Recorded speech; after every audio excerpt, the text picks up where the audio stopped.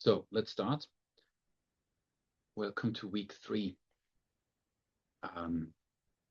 Let's have a quick look in the overview.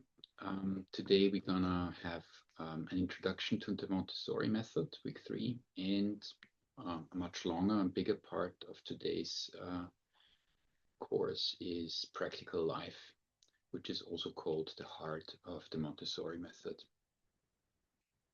Okay.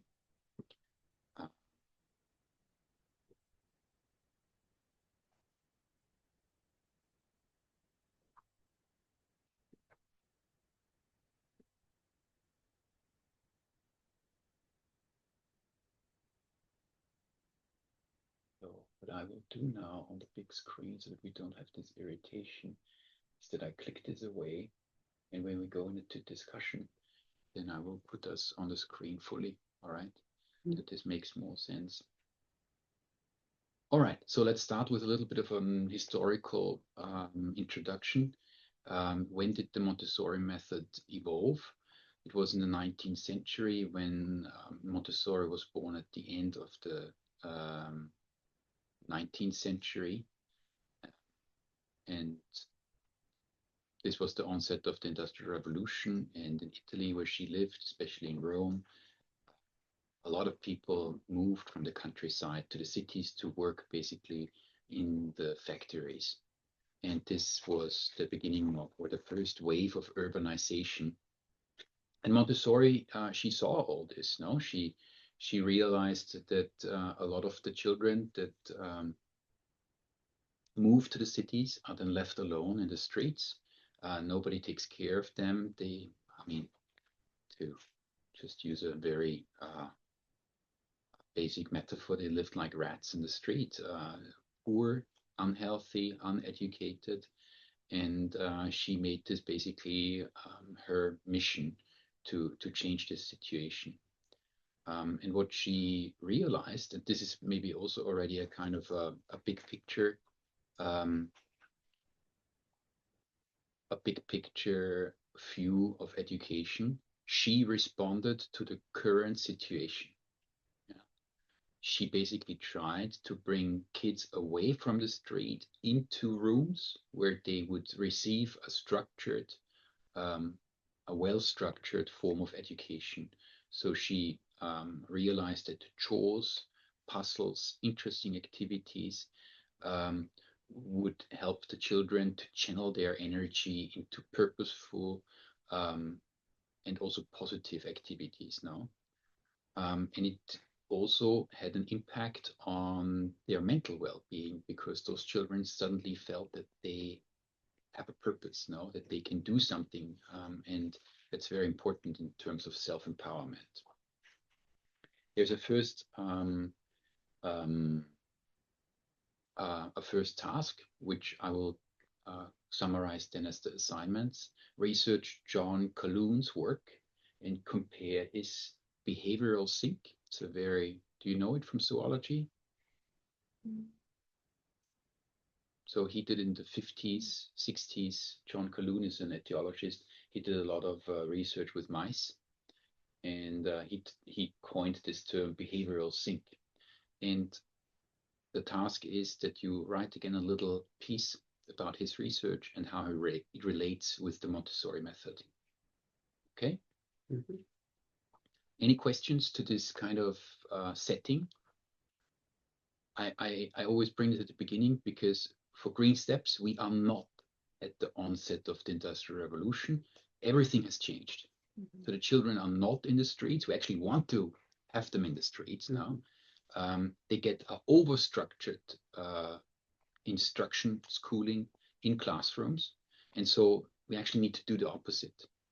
And looking at where the Montessori method comes from, it really explains very much how a curriculum also needs to adapt. You remember we discussed Howard Powell and the saber-tooth curriculum with the tigers and the clubs and the bears. So a curriculum needs to adapt. Next thing, the 4 pillars of the Montessori method. So pillar number 1, observing. So really try to observe the child. I mean, of course, being critical here, if you have 25 children of different maybe cultural backgrounds, they're being noisy, and you are a single teacher, very hard to observe, no? Observing immediately also questions the teacher-student ratio. What I found very inspiring, no ties to conventional methods of teaching. So she already back then abandoned industrial education. You need to think about when this happened. She was such a progressive woman, really with very, very deep respect for her. Yeah, and so she actually also engaged what we also in Green Steps from the very beginning thought is very useful, because with educated, trained teachers, you don't have to do the unlearning. She actually engaged people from all walks of life, mothers that had time, nurses. It really didn't matter. So it was people that had some experience, but they weren't necessarily teachers in that sense. And then the environment is very strong, which also has a big, I think, overlap with what we do. She coined the term of the prepared environment, and she has a strong emphasis on physical movement. Again, big overlap. I mean, I think I shared a quote, how important she thinks that walking is now. It somehow became obscure in the modern Montessori method. It's so focused on the Montessori material that this walking part and movement, I think, is very suppressed. And then there is this respectful treatment of a child in regard to its beliefs, and this deep conviction that we have something essentially good within ourselves. And it's actually, I mean, this is a very, very fundamental approach to education now. Do we have innate evil or goodness, or is it instilled into us through society? And this, I think, is also a very Buddhist approach. No, in every person there is a dormant Buddha. All right. Any questions in regard to this? From a teacher's point of perspective, I need to say that some kids really give you a hard time to believe in their goodness, because it probably can start already very early, that society pushes them into a different direction. So you need to have a lot of patience. Please interrupt whenever you think this is necessary. We already talked about the roots of the word education. No? Do you remember what education was about and what its root means? Come on.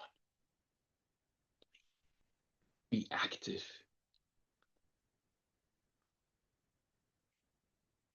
Education, Latin root. Words, but I don't remember the exact. I mean, I thought it was very important to actually bring this up, because we have a negative connotation with education nowadays, but the original meaning was very, very positive. No, wasn't it guiding, guiding out. It's ex ducere, no, ex out from something, and guiding. Yeah? So we have two basically Latin roots here, and you can understand it as a teacher guides somebody from childhood, adolescence into adulthood.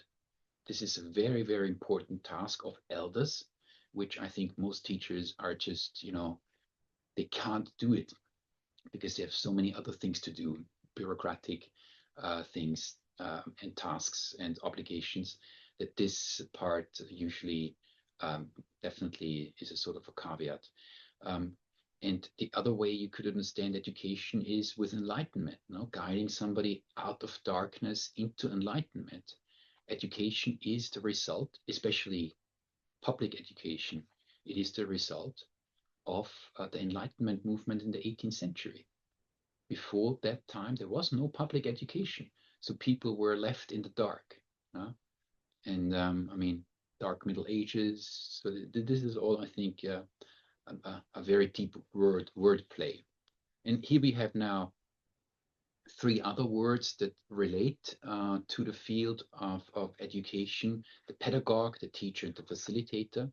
Um, you are three. Please pick one word and present it quickly. Pick one word that you feel, without thinking too much, most attached or the most that it is most accessible to you. Who would like to start? I can start maybe with facilitator. Okay. So it's a word that comes from Latin. Try to speak up a bit. Yeah. Yes, it's a word that comes from Latin, from the word facilitas, which means ease, easiness, or facility. And it's basically, yeah, somebody who enables a learning process and make sure that people who are part of that learning process are being capable of following that, I would say. Yes. Yeah. Somebody else? Okay. Continue with the word teacher, somebody who shows how things are done, and it goes from the word Teikan, based on the German roots, like showing, probably about giving the examples, explaining something, so helping to understand. For me, this was pretty enlightening to understand what it means now. And pedagogue, somebody who guides a child, and late Middle English is the etymology. Via Latin from Greek pedagogue, I guess, denoting a slave who accompanied a child to school. Okay. Yeah. So here we have the overlap: pedagogue and educator is, I think, very close. Guide. But back then, I don't know, who was it? Famous, wasn't it Seneca? Yeah, I'm not sure anymore. My Greek lessons are, long time ago. But I think there's a very important historian and writer. I think it was Seneca, who was also sort of slave and educated an emperor. I don't know anymore which one, but that was quite common, no? He was supposed to be a guide, no? Somebody very, very educated, but who is as a slave at the court of an imperial family. So like a house teacher, no, a home teacher. Okay, good. Before I continue, there is another task. There are a couple of tasks here, which I think are really also very interesting. Montessori had a very special understanding of a teacher training that was actually a continuation of her training for children. So in a certain way, she actually saw a teacher also as somebody who needs to be guided into that profession. And there is a blog from the North American Montessori Center, and you find there an article. You read this, and then you describe it in a short paragraph, what it means and how you explain it. Yeah. To summarize, the training of the teacher is something far more than learning ideas. It includes the training of character. It is a preparation of the spirit. So, very spiritual approach. Who should be a teacher and how teaching should take place. Good. So this was the basics. And now we have here an overview of the Montessori method, which consists of 6 major ideas and 2 guiding concepts. So the 2 guiding concepts in black on the sides is cosmic education, which Montessori actually added very late. It was a result of her experience in India. Before that, she basically only worked in Italy and in the Netherlands. And the second concept is transformation, normalization. It's a very, it's not really a smooth word now, but quickly, both concepts, what do they mean? Cosmic education is that we are part of something larger. And I think her moving to India, very complex society, kind of triggered this awareness. And for me, moving from Europe to China, I think it was somehow similar. No, we can start from every cultural realm to learn very similar guiding concepts. And transformation normalization actually has to do a little bit with mental health. So if the idea is that there is a basic goodness in everybody, Montessori thought that through a structured form of education, the child can normalize. So to bring this a bit down to the ground, to give an example, if you would run around in 1910 in Rome, and you would have a lot of screaming children, maybe destroying things and being rather destructive in their behavior. Transformation normalization would mean that you use, for example, Montessori material, you give them tasks that are purposeful, and in the process of these tasks, the children become calm. They become calm, and they have a focus on something productive, constructive, positive. And this process I have observed myself many times. It is really, I mean, these are actually the peak moments when you work as an educator. If you accompany a child for a longer period, usually I have this observation during a camp, that the children come very unfocused, very destructive, being noisy and problematic. And then you find something that really gives them focus, joy, and it calms them down. And they suddenly, instead of being like only for 5 minutes focused on, I don't know, a little video like it is nowadays, they actually can do things for a longer period. Good. Let's move from this. Any questions to the guiding concepts? Clear? Okay. Mm-hmm. So this is really, I mean, this you need to always bring back to your mind. If you think about Montessori, this is the central slide. I would have wished that in my course there was something, but it was not. So this is something that I created, and it gives you kind of in a nutshell what the Montessori method is about. Now let's move at the 6 major ideas. Let's start with the absorbent mind. Montessori was a doctor, no? And as a doctor, she studied the human biology, anatomy, physiology, and so on and so forth. But she immediately became very, very interested in consciousness, actually. And she realized that there is a period when learning happens sort of automatically. So she divided between conscious learning, subconscious learning, and unconscious learning. It's very interesting now, because she merges really a lot of disciplines in her teaching. And also do you know, have you ever heard what kind of discipline she actually was an expert in? She was trained as a physician, but she became an educator. And the discipline that she actually sort of founded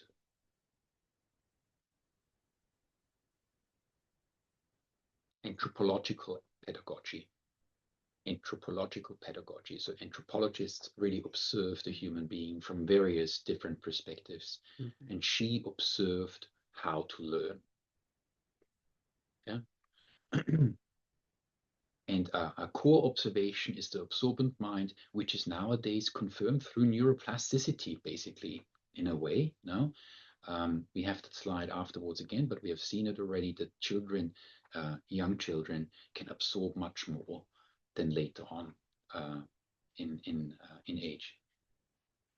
Sensitive periods. What are sensitive periods? What do you think are those?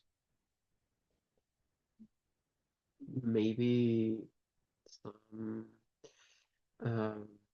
let's say, occasions where the children get the opportunity to be in contact and be in touch with the environment around them, like, I don't know, exploring in a garden, for example, or playing in a lake or something like that, where they get to experiment with their senses. Yeah, but it's more than that. It's more about like the most sensitive period to learning some certain skills. Exactly. Again, so it's her focus as an anthropologist. She tried to understand, and there was really, I mean, there was not really a lot. We go a little bit, I think it was in the history. She built up on French doctors that worked with handicapped children, basically also as private house teachers to royal families who had a handicapped child but wanted to support that child. And she built on that work from, I don't know, 17th, 18th century. But what she realized is that every child has a certain trajectory in the human development when you learn certain things best.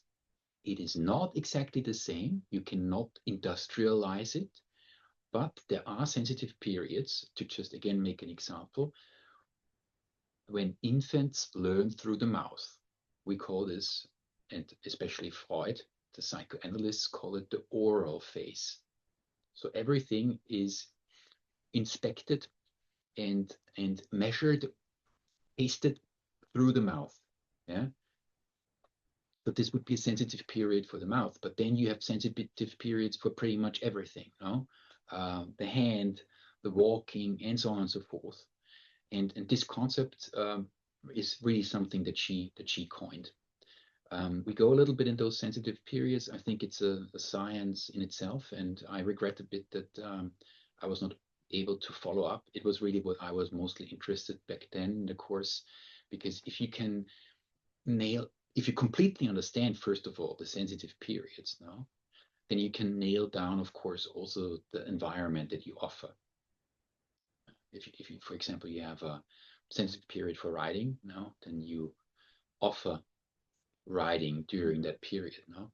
And we have already talked about children that have been severely deprived of an environment to develop, children that were kept in basement until age 12, no? If these sensitive periods are neglected, essentially we have not the possibility to recover that sensitive period. It's gone. Yeah. And this extends also to social skills, of course. Yeah? Good. Then the next one is the prepared environment. What do you think is the prepared environment?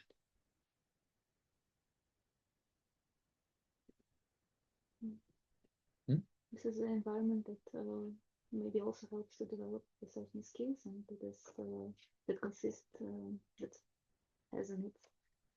Please really speak up. Yeah, I'm trying. Yes, it's a big concept in the Montessori. It's an environment that consider that has I know, enough stimuli maybe, or like different things that helps to develop skills, and children can explore it, and they Kind of naturally develop themselves by being in this environment because it's prepared for the skills development. Maybe not only skills, but in general. But, okay. I actually have here a quote. It's in German, but it's from the course. Yeah. So it means adaptation to the environment. Yeah. I think it's so important for climate change now, because we talk about what do we do? How do we survive if we have +2 Celsius, +2 degrees Celsius, and everything changes now? We need to adapt, right? But she has a different starting point. She says, this is what really differentiates the human being from all the other species. All the other species can adapt very, very minimal to new conditions. They basically go extinct now. If their habitat is destroyed, they go extinct. Some species can adapt, but it's not that easy. The human being is the most adaptive life form on this planet in this regard. And you see it actually from the brain development, that we can adapt to almost any environment. And in the prepared environment, what she says, again, from the perspective of an educator, is if you give a child a certain environment, that is conducive to learning, you support human development. And that's why she decided, first of all, in the Casa dei Bambini, which I still want to visit. The last time I was in Rome, we didn't have time. We only passed. But you have a school that is neat, tidy, that gives warmth, care, safety to children that are before, in a very unsafe environment. And the second part is, of course, that you have, and that was her focus, a classroom that provides learning opportunities with the materials that she prepared. Good. Practical life activities. That's what we also do today in the second part. I already mentioned the heart of the Montessori method, and it's hands-on learning. No, was basically she was really also giving a start to this development of hands-on learning. And again, if we think about what we have already discussed in education systems, that a lot of education is completely deprived of purposeful content that gives students the feeling that they, that their life makes sense, that the time that they spend in school is purposeful. Is a direct kind of contradiction to practical life activities.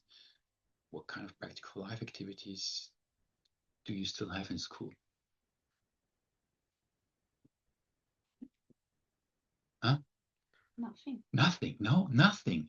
And if I suggest in school, because the school garden, no, so basically the sports ground, after every break there was waste, because they would take they would take their snacks outside in boxes. The snacks would be packed in plastic, and then you would find, and then they run around, and then you would find trash everywhere. And if I would suggest in school, well, we need to have shifts, no? Let's make a table, and there are always like 2 or 4 students every day in charge of cleaning up. That's a practical life activity, and it's purposeful.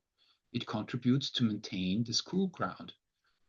But it's really hard to implement such a thing in a traditional school. Why should our children clean away trash? It is actually parents that would actually quite often object. Good. And then the next one, second last one, is the control of error. You might already remember or recognize this. We have it in the best practice library in the form at the very end, in the pedagogy part. We always have this field where you can enter a control of error. Do you recall? When you design a best practice on the ARC, there is, at the very end, there is a question, is there a control of error? And here you can enter, it's the guide, the teacher who controls, or there is a control of error built in the activity. Built in the activity. Can you think of a control of error? I would like to take out already, these are my low-end Montessori material kits.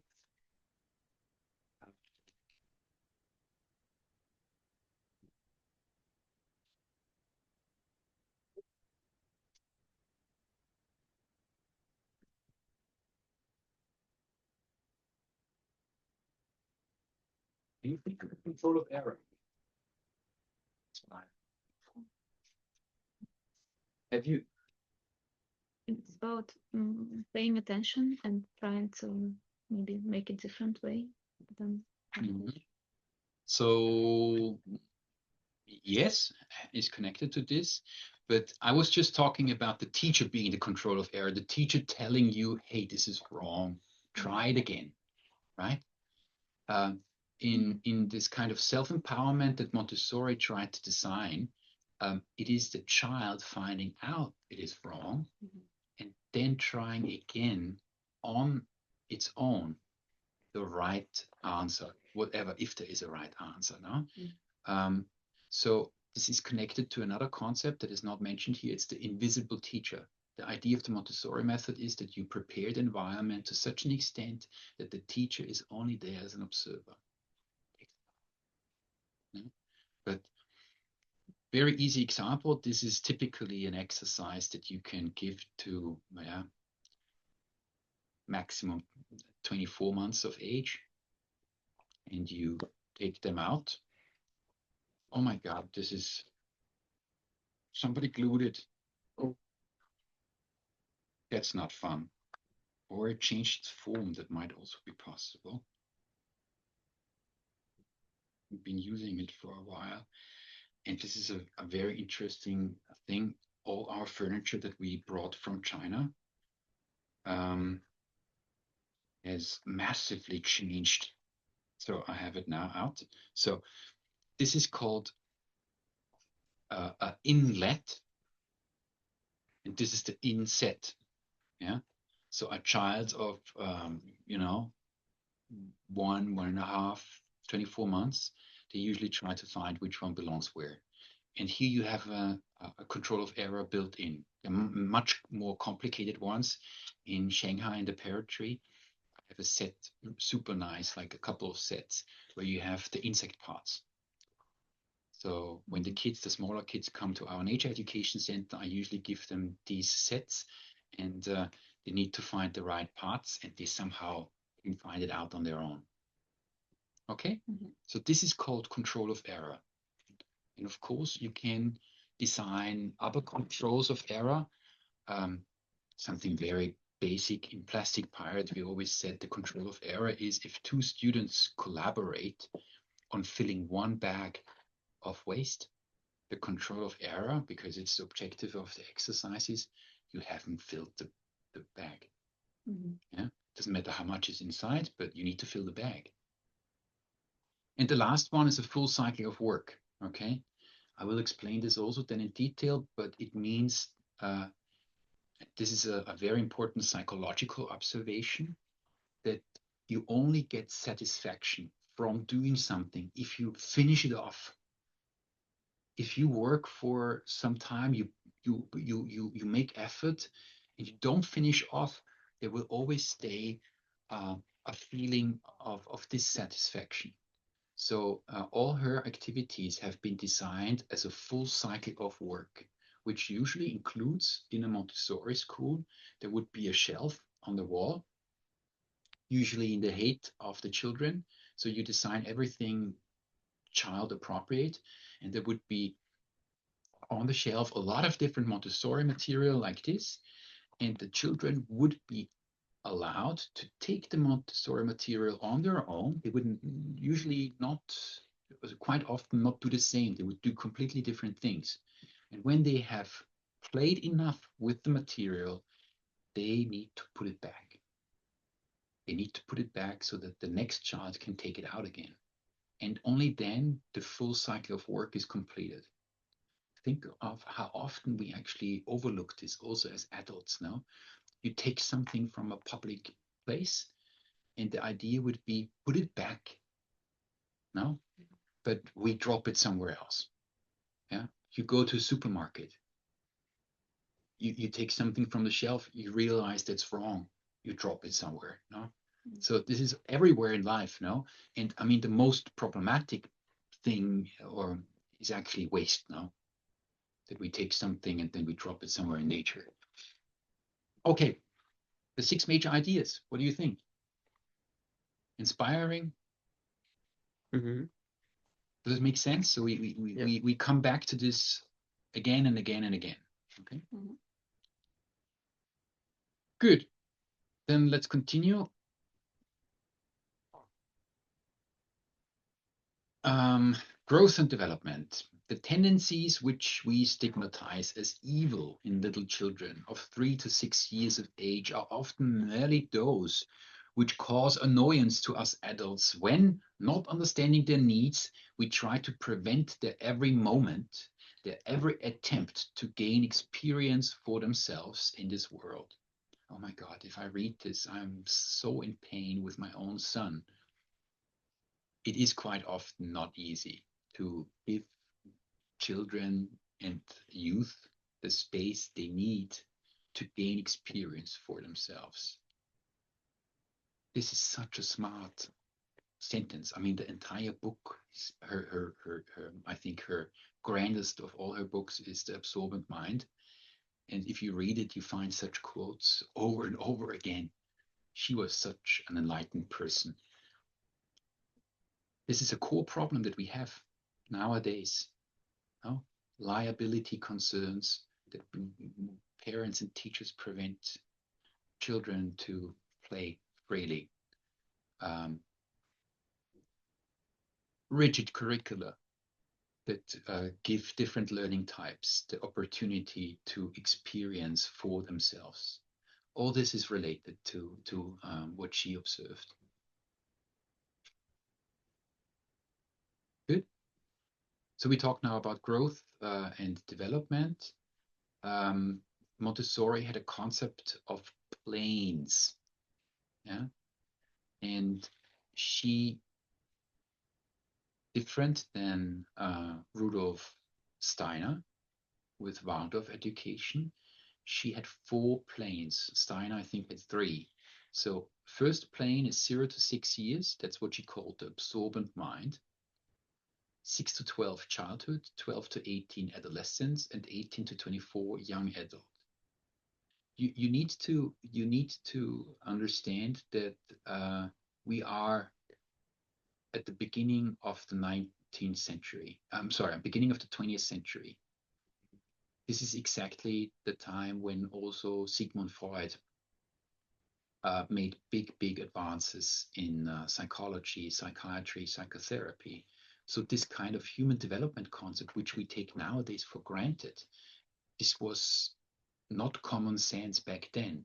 So she did also with this something really groundbreaking. What is important is that different from Steiner, she built her educational method around 3-year learning cycles. 3 years, 3 years, 3 years. Okay? Mm-hmm. So you see here it's always 6, but within the 6-year plane, there is again 2 3-year cycles. Mm-hmm. Okay? And what she thought that she observed, and I mean, this is something very, very important. I never before looked at education in that way, that we are organisms, but there is a structure, there's an innate plan of how we develop. I mean, you both are biologists. For you, it might be more natural because you know that also other life forms develop according to a plan, no? But the plan for humans is extremely complex, no? And what she observed as an anthropologist is that there's a natural separation and transformation that occurs every 3 years.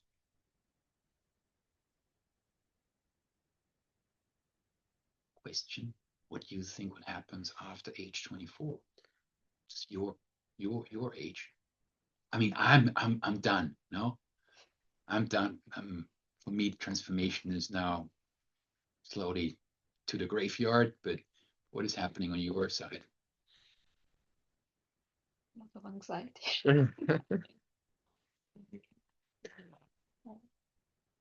I think there may be still some sort of, I mean, learning for sure, but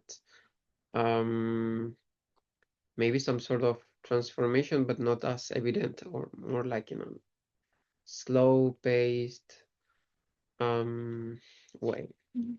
I don't know. Yuba wants to say something. No.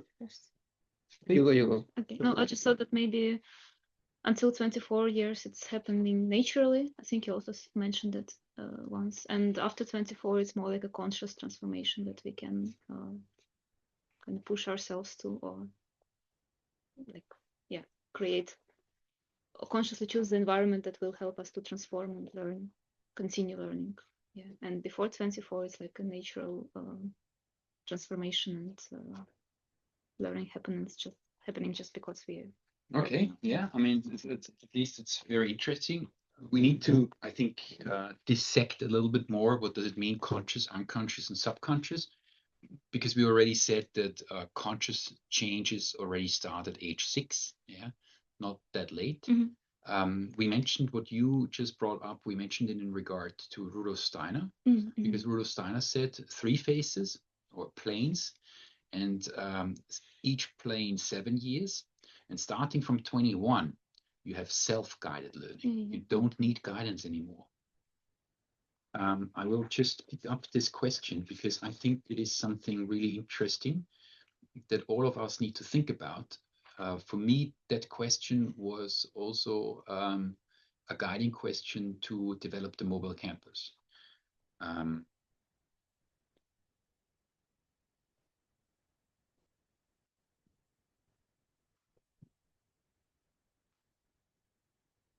Okay, so we don't need to answer this now, but some things should also sink in.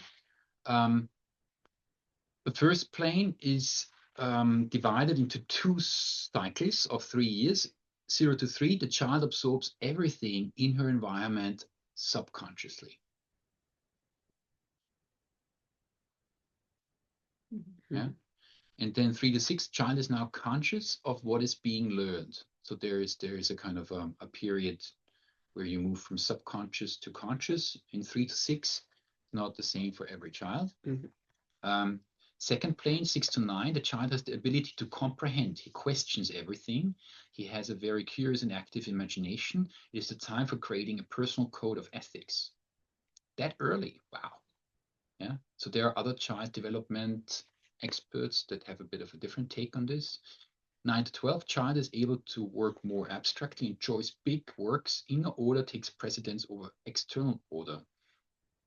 So ethics now expands to peers and the world at large. Means that Steiner put it in a bit of a different wording, but you start to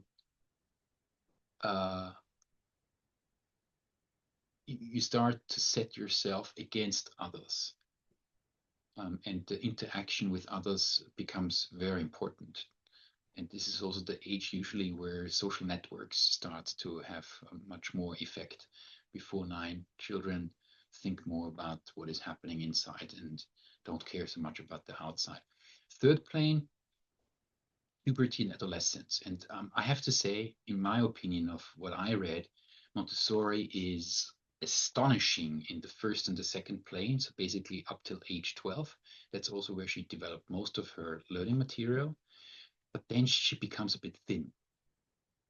Yeah, and I found that Steiner is more enlightening than her. And Steiner also worked actually more with adolescents, and she worked with children. So I mean, they had different age groups that they focused on in their professional life. The 3-year cycle. So the first year that you see here, foundation, and the 3-year cycle applies to every 3 years. It's always the 3-year cycle. Okay. The same model, it says here on the right side, can be applied to the Montessori elementary, secondary environments, as well to the teacher training. It's always a 3-year cycle. The first year, you really lay the foundations for learning at the stage of development, and the successive year build upon that foundation. In the second year, the children explore the lessons and materials in more detail, and in the third year, you apply things. And this is then critical for higher level thinking.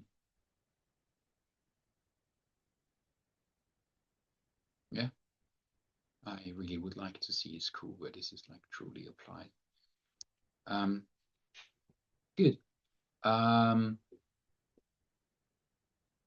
Yeah, the third year in the Montessori environment is also a sort of a capstone or a senior year. Think of the graduation year before you graduate high school. Also, that's the last year, no?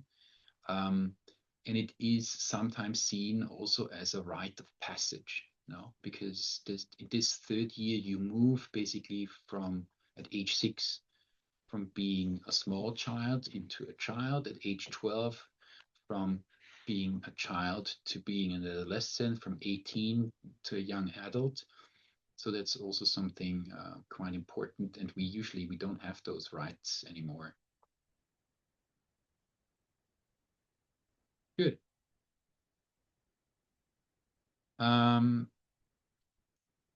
The next thing that we look into is like a little new subchapter is materials and methods. So design the materials and learning methods for a concrete learning goal. Design materials and activities that allow children to correct their own work rather than have an adult correct them. Smile and make positive eye contact with a child before you present or instruct in any kind. So this kind of starting approach, no, that you don't just, I mean, it's really something that you need to try to observe yourself, no? It's only because of the Montessori training that I usually, when the children come to the camp, I go down, I kneel down, usually I go to their I hate and I say hello. Some don't want it and they turn away to the parents. Huh? But usually, I mean, you just show with a smile that you have a good intention and you really approach them directly. Show children the steps involved in doing a task or working with a particular material. So a step-by-step guidance, which is done once. There are group presentations and there are individual presentations. So if you have such a Montessori material, you usually present material once, either to an entire group, so that they have all seen it. And once it's presented, they can take it out. As long as it's not presented, it goes into a higher shelf level so that the children cannot reach it. I'm talking here really about this kindergarten setting, no? Of course, the Montessori method switches completely when you are in elementary, in primary school and secondary school. That's probably also very important, designing material there. What else? Give the children the opportunity to do the tasks that interest them as often as they want. Yeah, some children get really stuck with it, and they want to do it more often and longer than others. Observe children to see how they use the materials and what they need to learn. So when you see that there is an obstacle or something like that, you can give additional activities of a similar type. If children are learning super fast, then you need to give them, of course, more challenging things. Modify materials based on observations, except that not all children learn at the same pace. Good. Something also super interesting in Montessori's method, and I think in her philosophy, is the definition of work and play. I would wish we would all think about this in a similar way. Montessori believed that play is the important work of early childhood.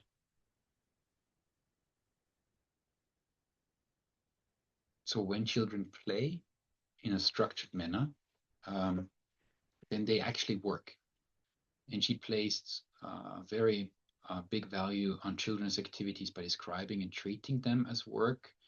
She combines the traditional definition of work and play and the way she thought about it. If you think that play is work, you of course give play a much higher value, no? Because sometimes we say, don't do such stupid things, no? But that's the learning of that age bracket. Yes, there is another little task. Compare Montessori's definition with the concept of ikigai. Have you heard of ikigai? It's a Japanese concept. It's a little task that you will look into. What do you think about this? Work, play. Also, when you think of this as an adult. I mean, I absolutely agree. I've always found and playing basically to be a source of possible knowledge. I mean, when I recall my time as a child and playing, I think I got to learn. Maybe it was also because my parents, I don't know, search for specific toys or engage us in a type of play that could also help me and my sister learn more things. But even as an adult, I think that sometimes, I don't know, It's like, I don't know, I also think think it as a think of it as a zoologist. Sometimes, I don't know, when predators have to learn how to hunt, for example, they do so by playing. And yeah, that's the view I have. Mm-hmm. Yeah. Any other ideas? Yeah, I mean, I spent a lot of summers in my horse stable when I was young, and I very often was dealing with like younger kids that were learning a lot. And of course they were playing around, but as soon as you gave importance to what they had to learn, they immediately got like super serious, super concentrated, super focused, and they put much more effort into it when you said, okay, yes, we are having fun, but this is very important for the horse. So please really be pay attention. That they were all super serious immediately, like super focused. So that was nice to see. Mm-hmm. Because essentially because you gave them also responsibility. Exactly. It's again empowerment, no? Yeah. And I think this starts already very, very early on. You've all seen the Andrew McAfee TED Talk, no? Yep. And I think if you learn this concept, of course, somehow unconsciously, that when you play, this is good, Mm-hmm. and it is what you're supposed to do, then you move also into a life as an adult where you're able to actually combine work and play. You know what I mean? I think the most lucky people, the luckiest people as professionals are those who still have this feeling that they play actually. Although they perform high-end research, or I don't know, high-end computer programming, or I don't know, uh, horse race jockeys. No, I'm just, I think you can play on a very high level. Yeah? And you can ask yourself, of course, now, when do you get this feeling? When do you move into the flow zone? Huh? That you have fun, even though you're doing high-end work. No? I think it just changes for us a lot. All right, good. A very interesting core curve that is actually not from the Montessori course, but I wanted to add it here because I think it's such a good match. You have here a graph with time effort on the x-axis, and on the y-axis you have joy and fun. All right, and then you have a time point 1 on the left side. When things are super easy, it's being introduced, and it's still fun. Like you've been talking about how to take care of a horse. No, somebody explains to you, you are focused, and it's new. Yeah, but then as the time moves on and you need to take care of the horse, I don't know, uh, example like taking care of the stable, cleaning it, brushing the horse so that it stays healthy, putting on the shin protection that it doesn't hurt itself. You need to follow a certain procedure. And then, for many, the joy sort of drops. And the question is, how can you keep joy up so that actually you become more and more an expert? You do things automatically and you go into a flow. There is this timestamp 2, you see it? This is where you have a low period, and this is where you usually lose your students. Not only students, employees, everybody, no?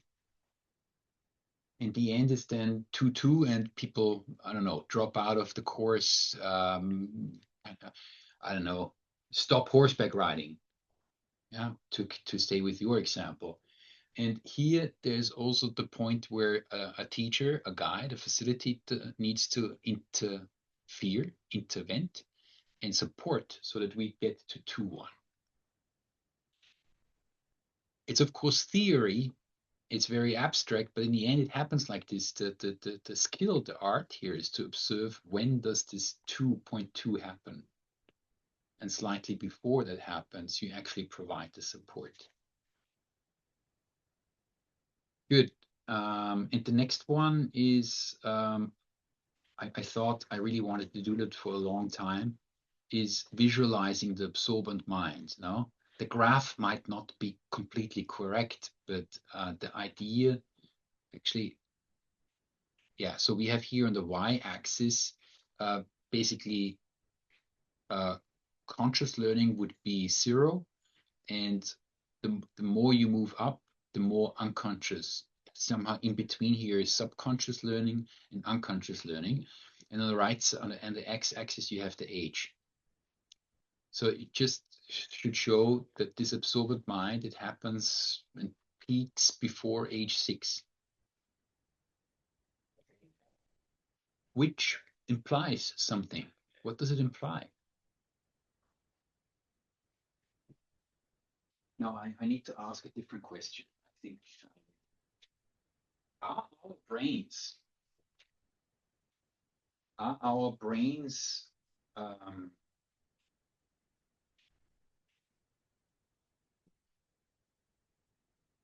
as structured as they are with most other mammals? And there's a certain trajectory, the way they have to develop? Or, and of course, this is my assumption, or would you agree that our brains are molded by the culture in which they grow up? The culture is, in the end, a very fuzzy term for the environment, no? Mhm. I would say the second, I would incline myself for the second option, because I've always had people, especially teachers, or I don't know, people in the science world, they emphasize a lot on the plasticity, neuroplasticity of our brains, and how you can, yeah, the environment can shape you in that regard a lot. Can be the environment, and the environment also, of course, the age has a huge impact, but also that's why they recommend as well for people to prevent things like Alzheimer, to keep doing activities where you have to think a lot, strategies, everything to keep your brain working, creating new links between the brain cells. And basically, I think it's because of that trait of our brains to basically adapt and change and be shaped by what we do and also what we live, I think. Mm-hmm. Anybody else?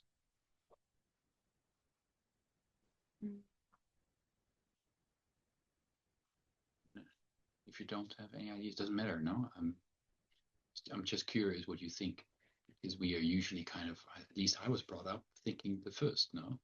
It's what you usually would assume.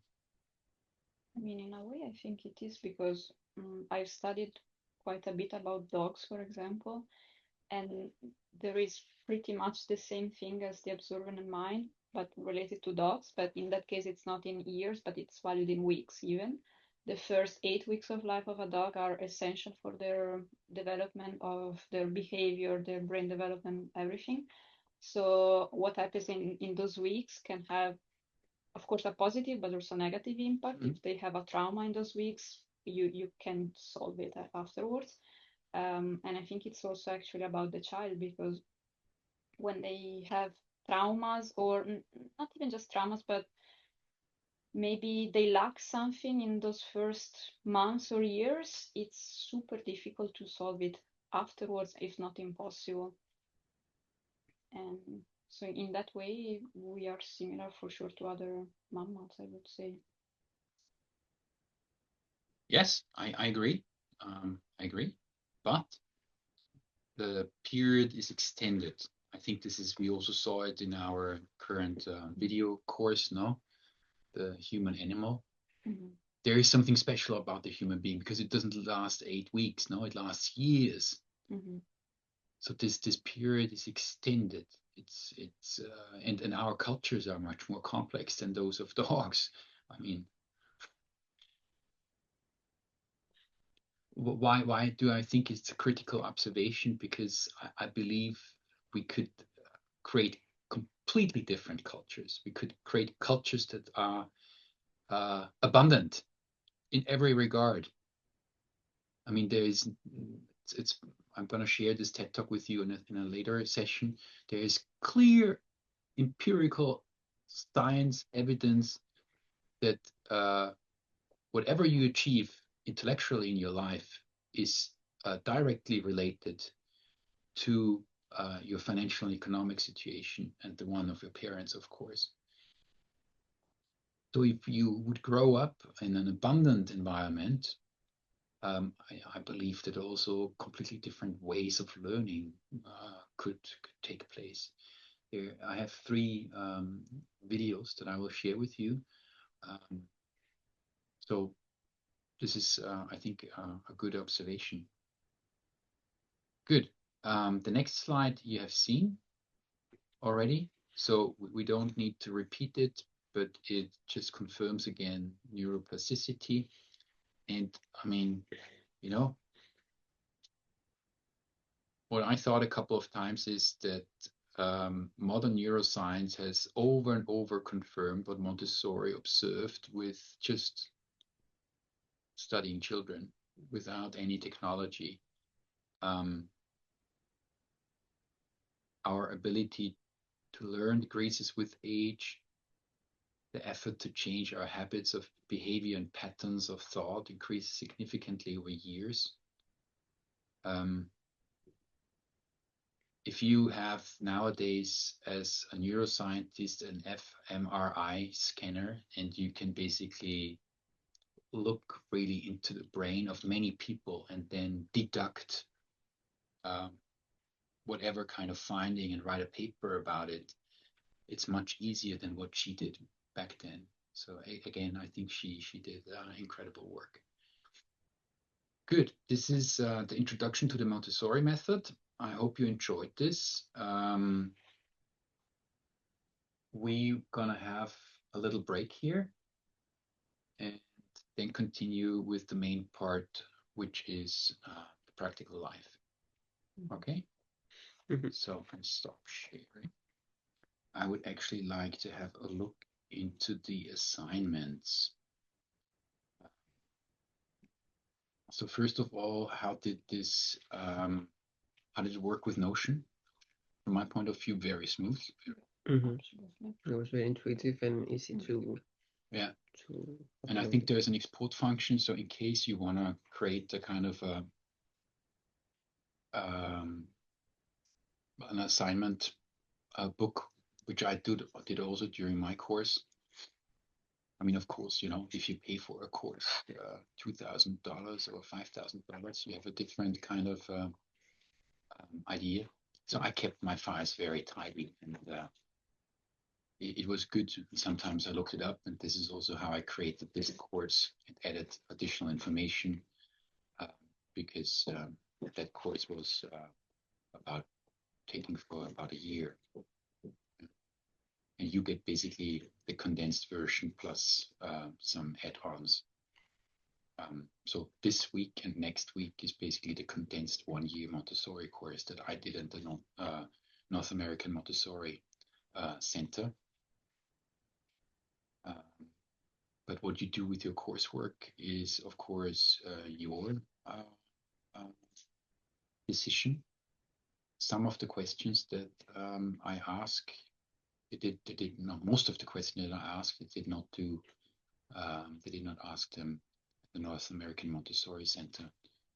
So up to you. I reviewed all the assignments from Mary and Adri until week 2, but I asked you to do a peer review for week 2 with each other because I felt in week 2 that it makes sense to have actually a peer review. So did you do the peer review? No. Because I saw the message like this morning. So Okay, then I'm making this explicit for week 2. Mhm. You are the one to mark it as, so I added you as reviewer, yeah, to the other person, and you need to mark it done. And if you think it's purposeful, add a comment, ask a question, whatever. I'm not trying to go here into this field somehow. Somehow on my little screen, I cannot see this. Probably I need to make it smaller. Let's try this. Yes. Now it's visible. And I'm moving this quickly over to the large screen.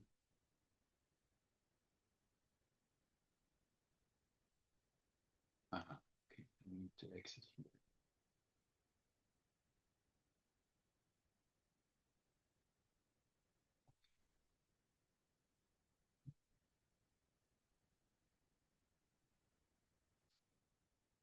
Okay.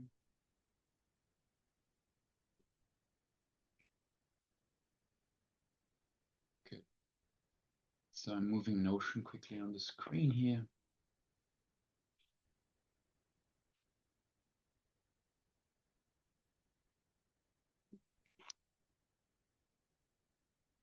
Now I can make it again a bit bigger because we have a big screen. So so you see, you basically mark here done when you have done it, and you ask questions. I'm not going to go through this, but I mean, at least Ada, you see, you've asked a couple of questions here. Yeah. Go over them. I hope it's a follow-up. Yeah, and also for the future, because you did it somehow automatically, but you didn't. Yours were very, I don't know, abstract. You quite often made a connection with something that you have experienced. Let's make this explicit. Wherever there is a task, make a connection to something that you have experienced.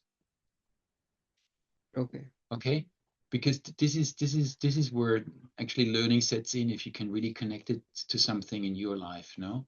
And I mean, maybe one paragraph just about the standard analysis, what is this about? And then the second paragraph, what did I, or what can I connect from my own life with this question? Okay, good. Okay. And Luba, yeah, I mean, you haven't submitted anything.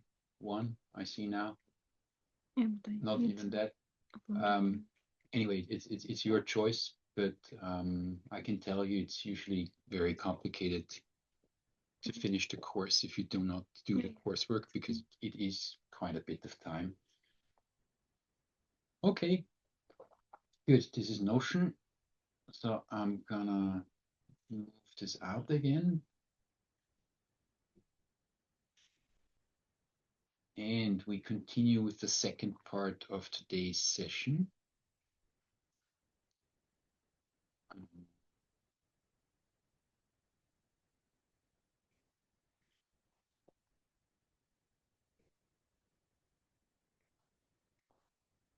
Practical life. Good. In practical life, we have 5 subchapters: philosophy and methodology, preliminary activities and body movement for the early years, care of self, which is already kind of like, I would say, second cycle of the first plane.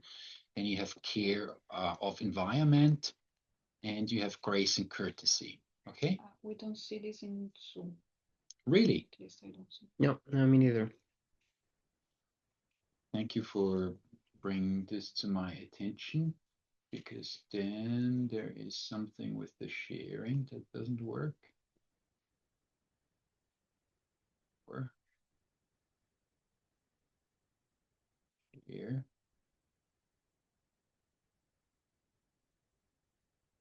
So two.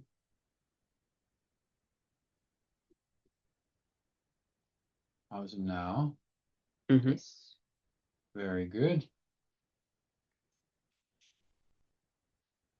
We don't see the square with our videos. It's invisible here.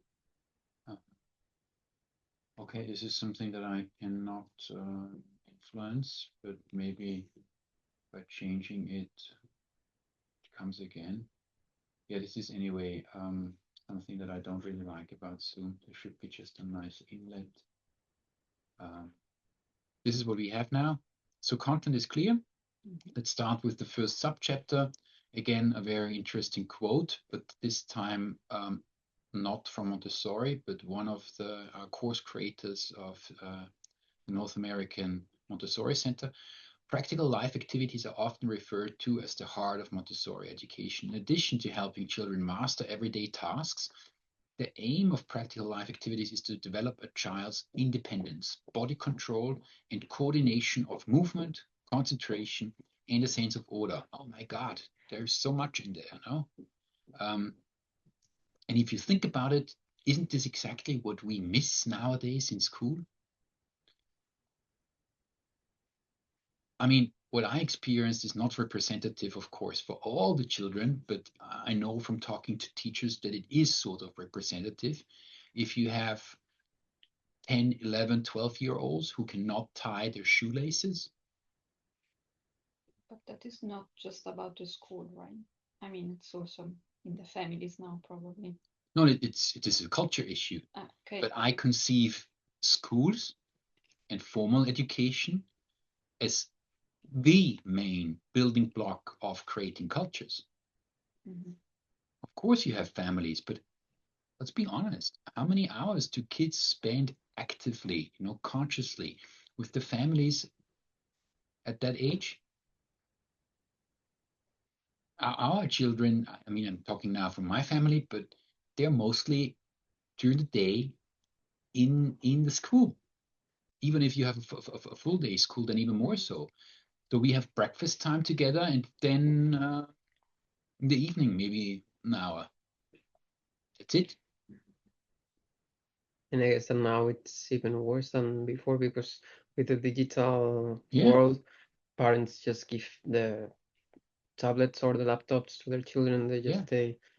So the active interaction and maybe also the possibility to guide children in a family setting is very limited. Of course, you have more the smaller they are, but I think schools definitely have nowadays a completely different and widely not accepted role and responsibility in education. Think about nutrition, think about sustainability education, think about education for sustainable development, waste separation in schools. I recently gave a talk in town hall about this issue, and I just asked, for example, we want people to separate waste. Why does the city government not provide trash bins in schools where you can separate waste? It's not provided. That's crazy. I mean, they were already there in my school when I was 20 Yeah, years no, it's crazy. So St. Pölten is very backward in this regard. In neighboring communities, the government just provides it and distributes them in the schools. And then they have this, at least this what is it? It's a sort of a tool, no, to learn waste separation. Okay, good. Let's continue here. Education and independence, again, a quote: if teaching is to be effective with young children, it must assist them to advance on the way to independence. It must initiate them into those kinds of activities which they can perform themselves and which keep them from being a burden to others because of their inabilities. We must help them to learn how to walk without assistance, to run, to go up and down the stairs, to pick up fallen objects, to dress and undress, to wash themselves, to express their needs in a way that is clearly understood, and to attempt to satisfy their desires through their efforts. All this is part of an education for independence.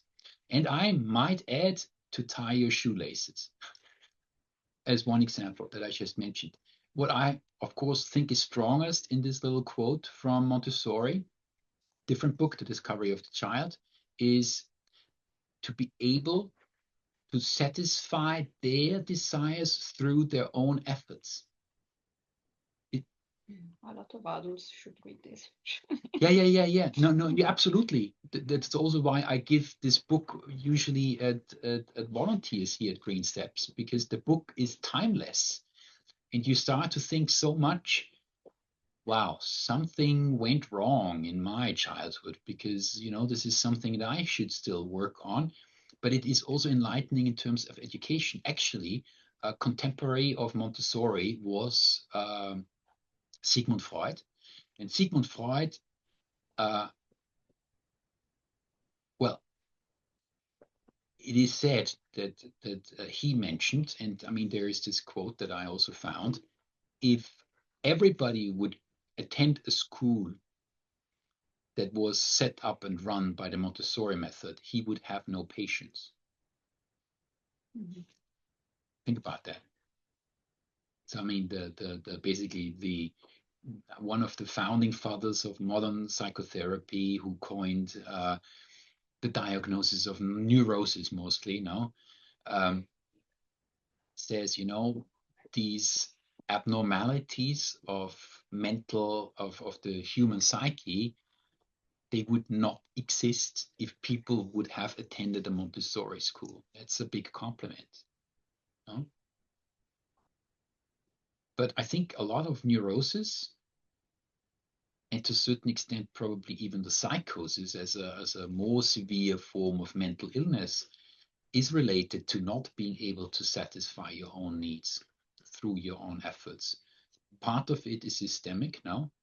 If you are not entitled to the financial means to run your life, then it's of course systemic. And a lot of problems can be traced back to that root. But another part is also on the individual and the way it is being developed within society. Good. And yes, again here, little task.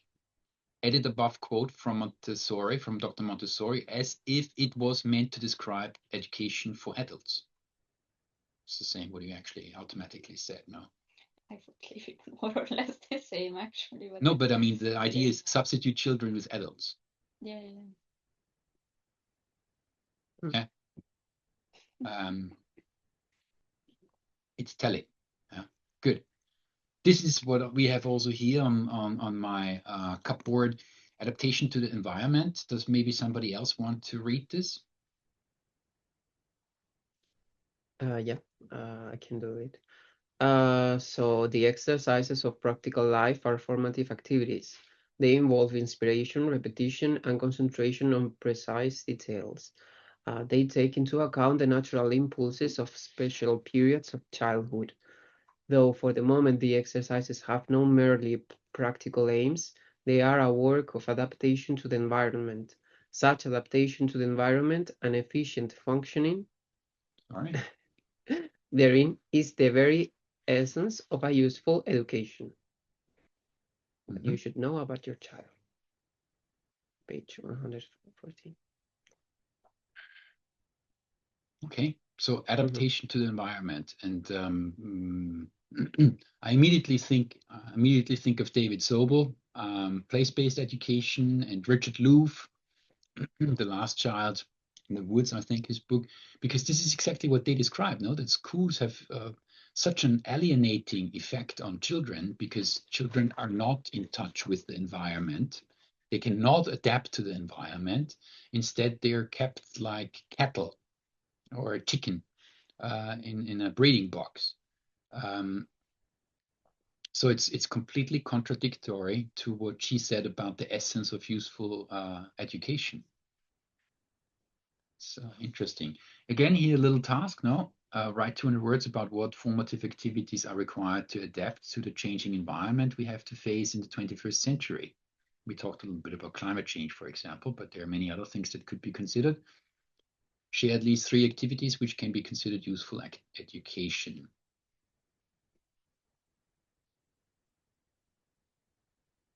Good. The 4 areas of activities in practical life are preliminary activities and body movement. This is like very early on, starting usually at age 1 or 18 months. Care of self, care of environment, and grace and courtesy.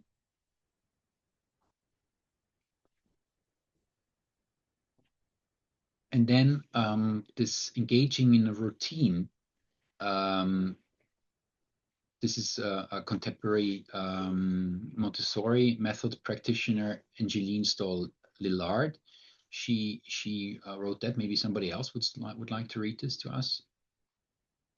Good. Please. By repeating simple routine acts, not only washing tables, but also arranging flowers or polishing objects, children could acquire a sense of self as agent, able to independently carry out useful, meaningful actions in the world. Repeating the ordered routines may be even more important to a sense of mastery than achieving the immediate goal of each routine. Dr. Montessori seems to say as much when she notes that children will repeat the act of polishing a silver pitcher even when they just did it, and the pitcher is already gleaming. The children seem to get something from merely engaging in the routine. If they have been exposed to routines at that age, I have to add, yeah. If you have not been exposed, they might just push it away and not do it, especially also then when they're older. But, you know, I mean, we have to say, you know, it takes 10,000 hours of practice to become a master of anything, whether it's chess playing or, and I'm showing you now the next picture, polishing a car. Do you know where this picture comes from? Yes, we did a road about it. Oh, really? That's why I bring it here. No, we can walk it, Nadelbach, and there are 4 basic routines in Kung Fu that are being shown in this video and in this story, but they're packed into very practical activities. No, like polishing a car. Mm-hmm. So explain in your own words why routines are important and why they seem to be cherished by children.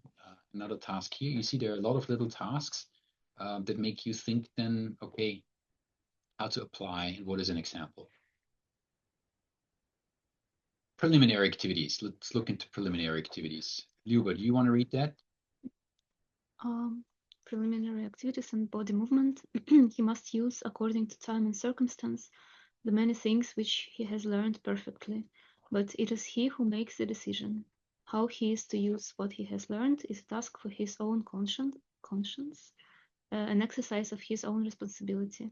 He is thus freed from the greatest of all dangers, that of making an adult responsible for his actions, of condemning his own conscience to a kind of idle slumber. Mm-hmm. Yeah.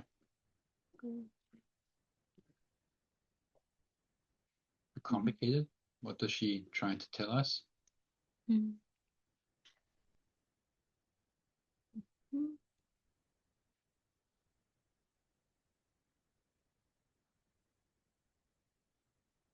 It's basically about, I mean, taking responsibility for your own actions and probably like connecting it with the outcomes somehow. But I need to maybe read it again myself. Yeah, I mean, it's also, that's what we do here as a peer learning, to discuss and make sense out of this. No, we nowadays talk quite a lot about the passivity of people, no, and that we all are somehow accomplice. We conspire in things that take place. No, climate change is a social thing. An education system that goes into the wrong direction, it is sort of a flywheel, no, and nobody is really responsible. No, the problems here are apathy and ignorance. And she seems to say that through preliminary activities and body movement, empowering physical movement, you actually set the foundation for having conscience and responsibility for what you do. a lot of people don't seem to have a responsibility for what they do. I think a lot of issues that we have nowadays in the climate crisis, if we would like to have a change, even though it's systemic, you need to have people that realize that they are responsible for what they do. Yeah, I mean, because it's a very apparent example, driving a gas guzzling car nowadays without the slightest regret.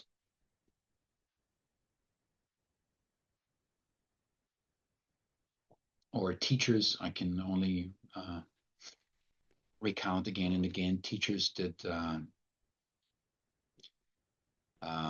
punish their children, their students, with staying seated during the break. Yeah. So Montessori divides body movement into gross motor skills and fine motor skills. And you see here on the left side different chores that are age appropriate. And of course, chores include movement. No? If you move a table or the cutlery and plates from a table into the dishwasher, you need to move. And what you do is you have the gross motor skill, standing, walking, moving a chair, getting up, no? And the fine motor skill, maybe pincer grab, different types of grasps to pick up things and put them down again. And this is something that is, of course, also part of education. And in a Montessori school, this is practiced every day as a routine. No? Children usually take their own cutlery, plates, and they also bring them back and wash them. Practical life and concentration, maybe again somebody else. Yeah, practical life and concentration. Each time children repeat an activity, they have the opportunity to concentrate a little more on the sequence of the steps and the details of their movements.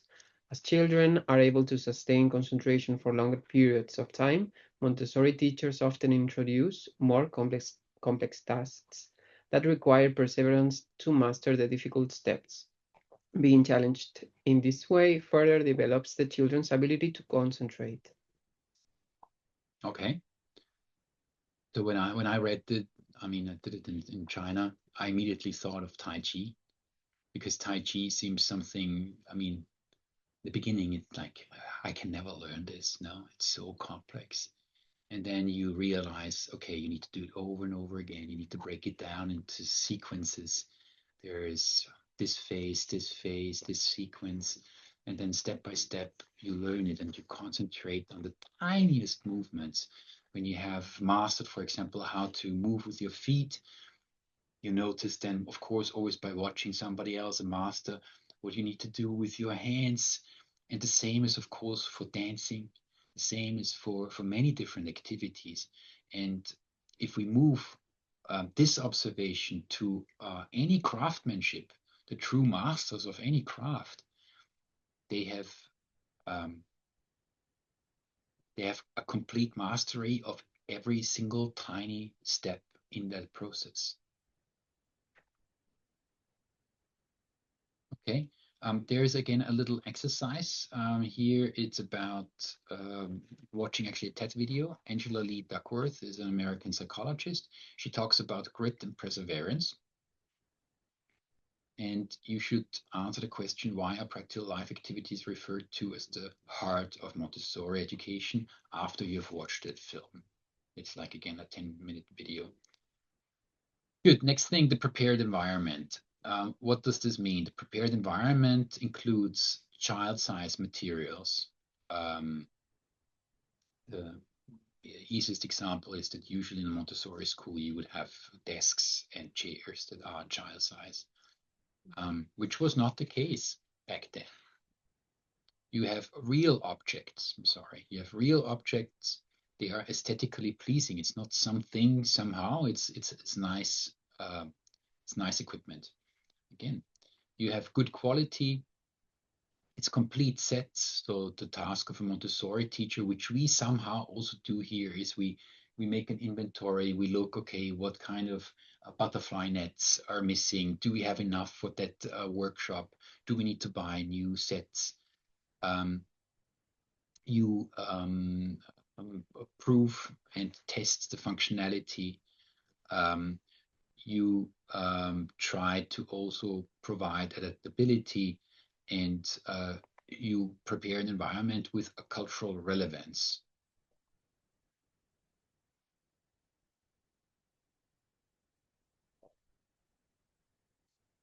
The types of presentation.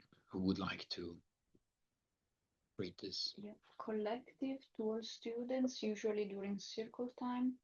Small group when demonstrating specific tasks which are suitable for a certain group of children. Individual, the preferred type when early childhood to adapt the presentation to the child's need in the best possible way. The teacher sits on the child's dominant side for individual presentations in order to make it easier for the child to follow each step of the activity. Mm-hmm. What do you think is the dominant side?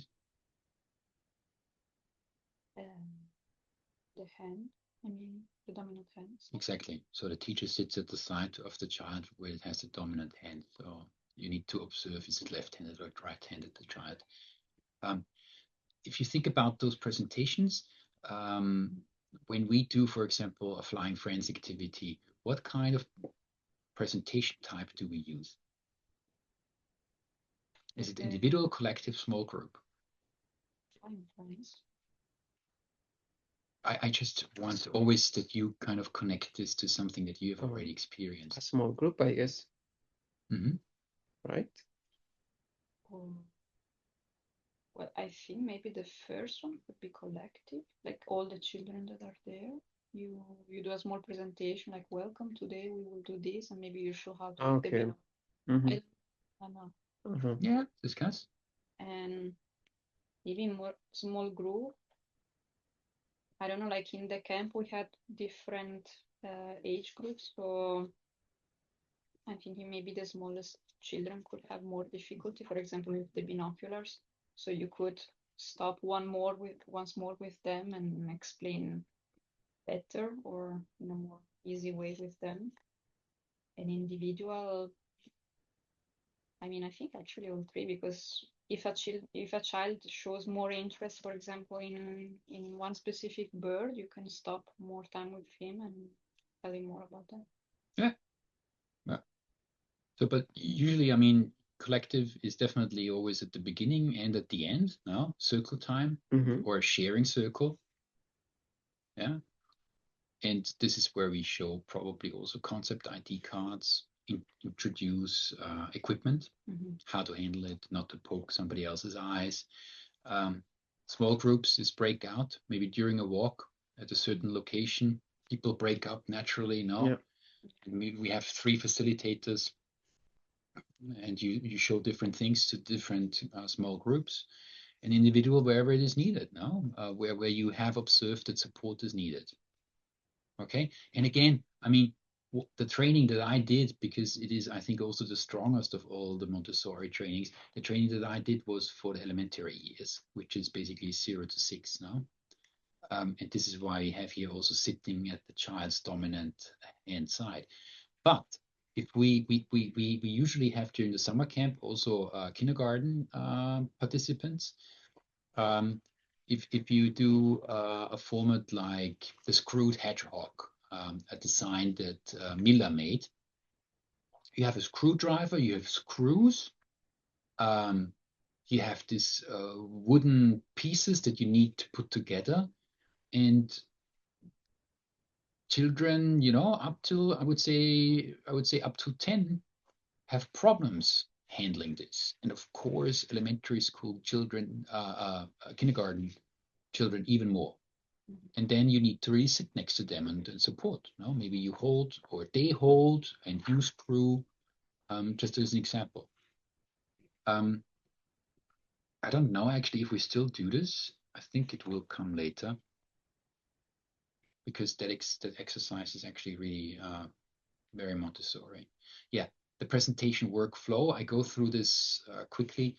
You invite the child, you make sure that the child is comfortable. It really means that you have a ratio of, I don't know, 1:6, maybe 1:3 to be able to do that. Usually you would do the collective presentation. You make sure that the child is interested in the material. Again, it means that you have a wide selection of material. It has been presented already once in a collective setting to everybody, but then there is a child that probably doesn't pick anything when there is the playtime that they are supposed to pick things. In that case, you pick one and confirm that the child is interested. You confirm full attention by making eye contact, you smile, you demonstrate the activity step by step. So if we take again this inlet that I showed you before, and you assume now, we really break this down to, let's say, a 24-month, 18-month-old toddler, you move it out, no? You present it completely, and you move it back, and you show it how it works. And this presentation must include, and usually this is what they actually learn on the first day in Montessori school, it must include the full cycle of work, taking something out of the shelf, bringing it back, and using your work mat. We will talk about this later. If there is vocabulary, which we apply quite a lot, no, how to describe a bird, we should actually do it a little bit more. That would be one new ID card, which we have in the manual, but we don't have it actually. We don't have it. I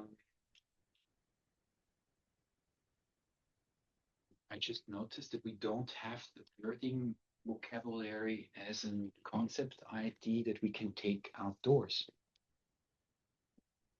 No, I think we don't. Can please somebody make a note in our Trello checklist? Yeah. There's one ID card we anyway need to print, and we should also create this. It's in a manual, but I don't think that we have the concept ID card.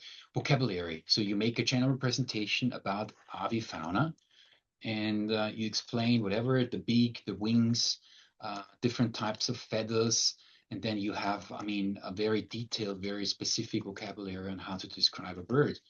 So this is a general introduction, no?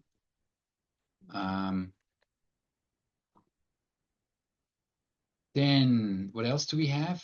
Reconfirming full attention and interest. Sometimes this is quite difficult now. The smaller the kids, the more they actually want to do something manual. You give them a stick to poke around. Attention is connected with things happening. There need to be birds that can be actually observed, no? And then invite to repeat activity as often as it wants, no? And in that case, if we talk about the birding activity, it of course means that you try to spot with the binoculars and identify the birds. Yeah, I think that's okay. And also thanking somebody for participating. It's not really something that we take for granted, but we usually do it when we go on a walk, no? That we in the sharing circle say thanks to everybody for spending time with us.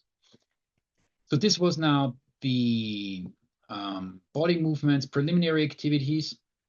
You see, we have here in total, I think, 14 preliminary activities. We don't have time to go through all of them. I would like to show you one. Wait. Yeah, I show you one. And I'm gonna miss this, of course, on the video. But one thing that Montessori did, which I find super interesting, is that she used so-called working mats. Yeah. And the idea of working mats is simply that you have a delineated working space. And children, and this happens quite often, it's a form of, I would say, actually mobbing, no? Maybe it's just considered to be destructive behavior, but a lot of children are always interfering with other children and they disturb them. And what you learn in a Montessori school is that you have in the morning, before you get the material, you have usually a sort of a bucket. And these mats, this is the large size. You have the same mats in half the size.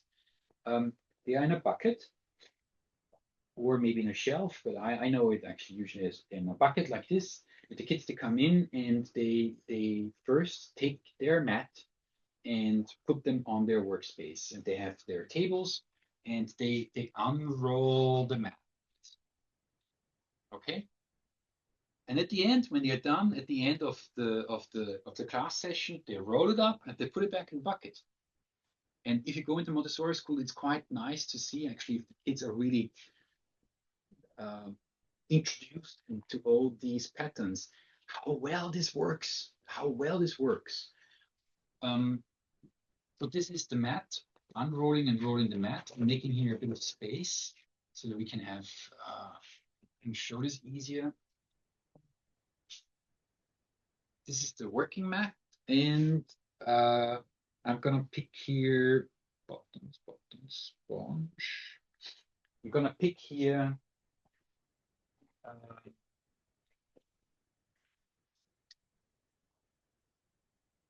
yeah. So in the second column, transferring buttons with a whole hand grasp. We have here two bowls now.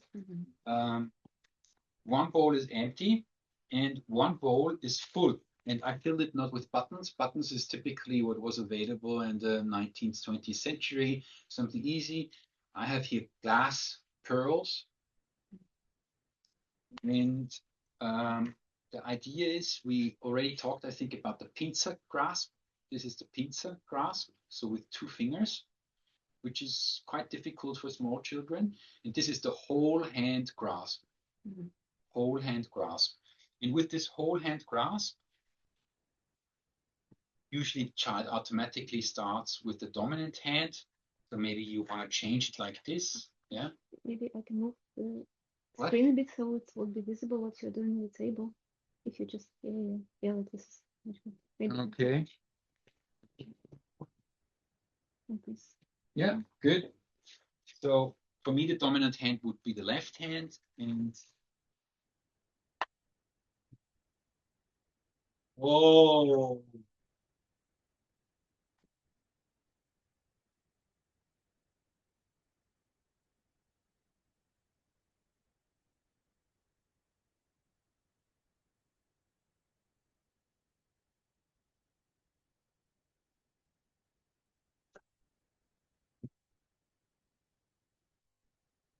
What do you think is the control of error? You see which are out of the place. Exactly. So control of error, all the marbles are in the other one. Who would like to try it in the other way around? And please put yourself into the position of a 2-year-old child. Small hand. I can try. Go ahead. You can do it, Adri. Only with one hand, right? Don't cheat.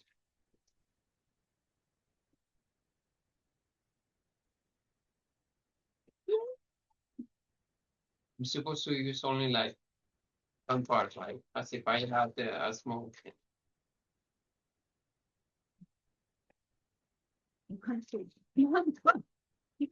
That's not good. Because it sounds a bit like Like what? I like who? that's not your bottom. These are so pretty.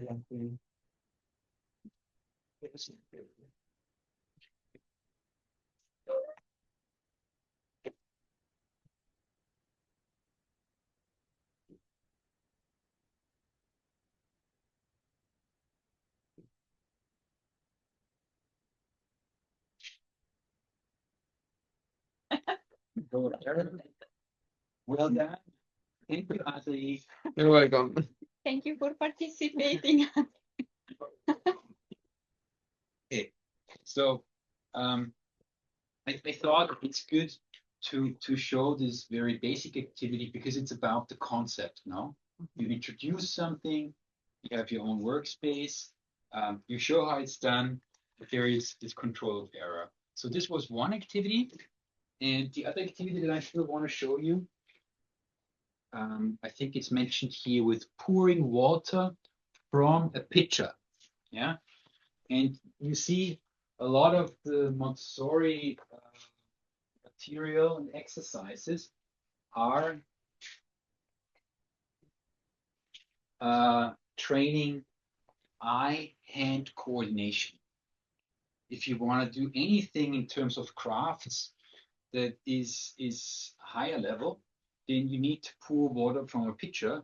You need to take this, and smaller kids are really struggling with this quite often if you try such exercises. And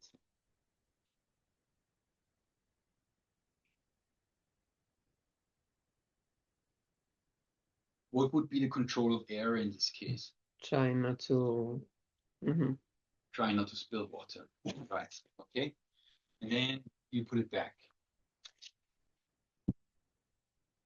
So, Mary, would you like would you like Your turn. would you like to pour water from a pitcher? Welcome, Mary.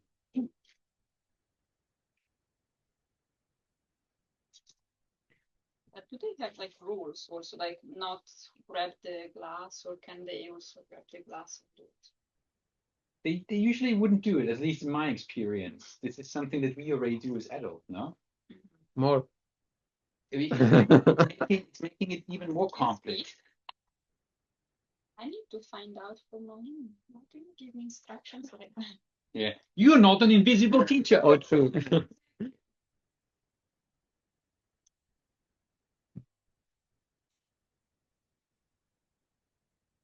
Okay. Thank you, Mary. But I Bravo. mean, what is now so easy for us, no? If you put yourself, and really you need to observe it. If you, we did it in the kindergarten that we ran as a parent initiative as well. If you look or observe a 2-year-old child, no, then this is really, oh, I need to, you really see the work, no, it's effort that they need to do. And if they never practice this, how often do we ask a 2-year-old child to be take care of themselves in this regard? Okay, so and to do the full cycle of work, I'm removing this, no, and pretending that I'm not a child. It's the end of the Montessori lesson. I roll up the mat and I put it back in the bucket. Yeah. And I slip and I break my neck. Oh. All right. You see that there are a couple of other activities. Wiping up a spill. Would you consider this to be, a Montessori activity? It's practical life. It's practical life. But how often do we have this obstacle that, people spill something and then they're like, oh, what do I do? Like really running a blank, no? But if children know there is a bucket, there is a piece of cloth to wipe it up, and they have seen it or even done it, how it is done, this obstacle is not existing. So this is practical life, walking on a line, not being drunk. Moving a chair, also one of the first activities that you do in a Montessori school is not this, but you lift the chair, take it out like this, and you lift the chair and put it back like this, yeah? Without noise. In the Montessori method, there is an indoor voice and an outdoor voice, which is also quite a change. Indoor voice is just sort of a whispering, and the outdoor voice is brain. Okay, I think it's enough for this. Care of self, who would like to read? Okay. Every complex action comprises a series of distinct movements. and one act follows the other. The analysis of movements consists in trying to recognize and to carry out exactly separate and distinct acts. Dressing and undressing oneself, for example, are highly complex acts, which we adults, except on special occasions, carry out rather imperfectly. Okay.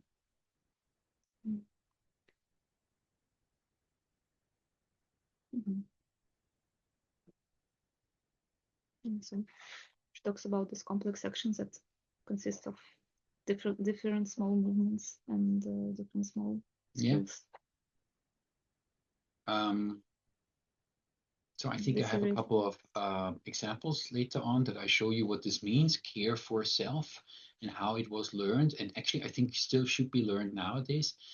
So work as instinct, Montessori said the child seeks for independence by means of work and independence of body and mind. Little he cares about the knowledge of others. He wants to acquire knowledge for his own, to have experience of the world, and to perceive it by his own unaided efforts. We must clearly understand that when we give the child freedom and independence, we're giving freedom to a worker already braced for action, who cannot live without working and being active. This also means that, our instinct to work is instilled into us through socialization.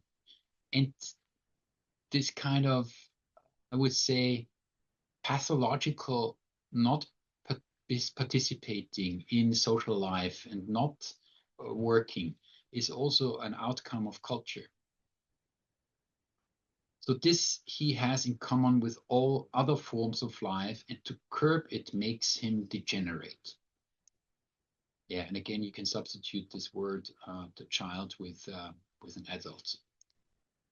Autonomy in Montessori method means intellectual autonomy, physical and emotional autonomy. The aim of Montessori education is to help prepare children to become autonomous, respectful, competent citizens of the world. It's not a TED Talk that you can watch. And then you can explain why building autonomy in children is so tremendously important. It says the opposite of happiness is not unhappiness or sadness, it's boredom. So somebody who has not learned agency as a child might be more likely to be bored as an adult. Have I shown this graph already? I'm not sure. I think it's part of the Youth Pass 2.0. I remember the quote, I don't remember the graph. Okay, so I did this a couple of years ago, actually researching work, but then I realized, oh, how much is disconnected to the Montessori method in practical life. So there are two people, the gray circles, they come from Dan Ariely, who is, I think, behavioral economist. And he asked the question, what makes us feel good about our work? And he said it's three things: to be competent, to have a purpose, and to be autonomous. If somebody is always looking over your shoulder, too much micromanagement, you become usually very unhappy.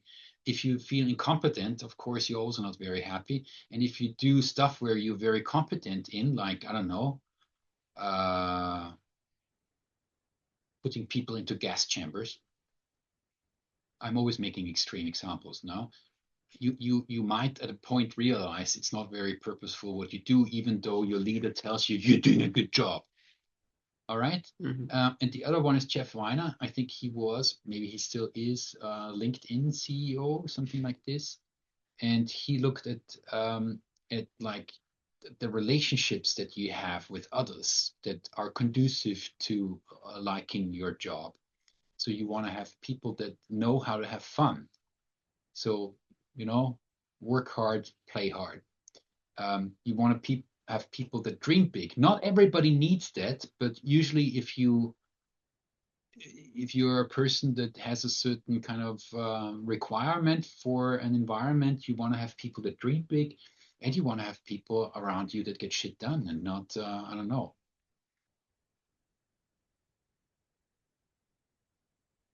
Yeah, push a lazy ball. Good. And now let's look at this. How does this relate to practical life? This is a very, very basic practical life activity that Montessori designed, teaching children not on their own body, but in such a setting, on a model, how to opening and closing laces. Yeah, which I think back then was probably used for female dresses in the back, maybe corsets, but also shoelaces, so different approaches. And the kids could, at this early age, 2.5 to 4 years, they could practice this. Other activities, polishing shoes, folding clothes. Well, they are training now the humanoid robots in China on this task, so maybe we don't need to do this anymore in future. But in the end, and this is something very important, our cognition starts at the hand.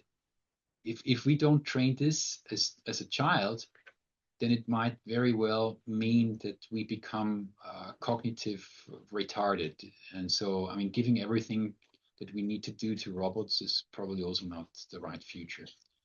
Care of the environment, this is not the last part of the Montessori practical life activities. Who would like to read that? I can do it.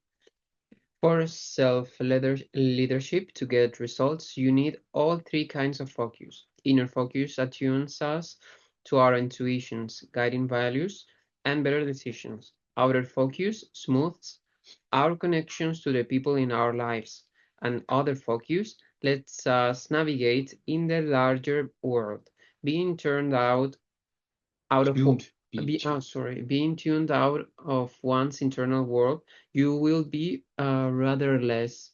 One blind to the world of others will be clueless. Those indifferent to the larger systems within which they operate are blindsided. Your focus is your reality. Mm-hmm. Okay, so care of the environment, which kind of those three focus points are we talking here about? Hmm?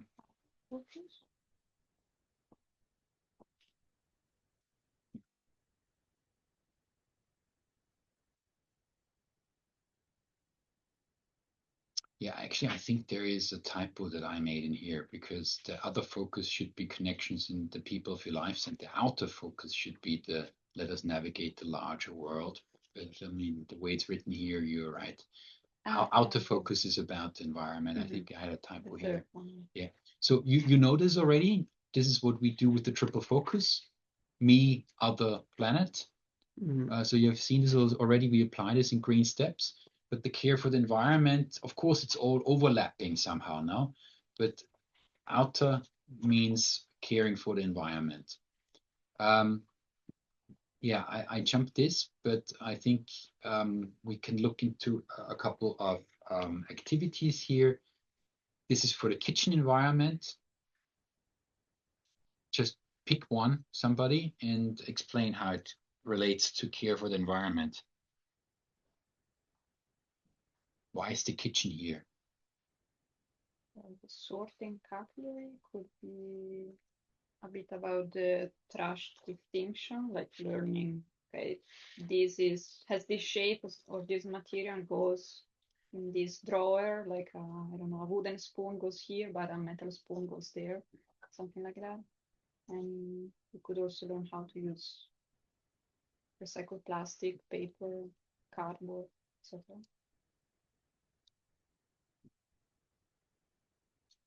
Yeah, okay. But in the end, you know, the exterior does not start outside of the building. It starts, of course, already at home. It's different than being focused on somebody else or focused on myself. It is about the environment. It's not the care for myself. The care for self is the care of the environment, and having a clean kitchen, no, is conducive to health. Having an easy time to cook. Then other activities indoors, maybe somebody else can pick an activity. Those are basically all chores, no?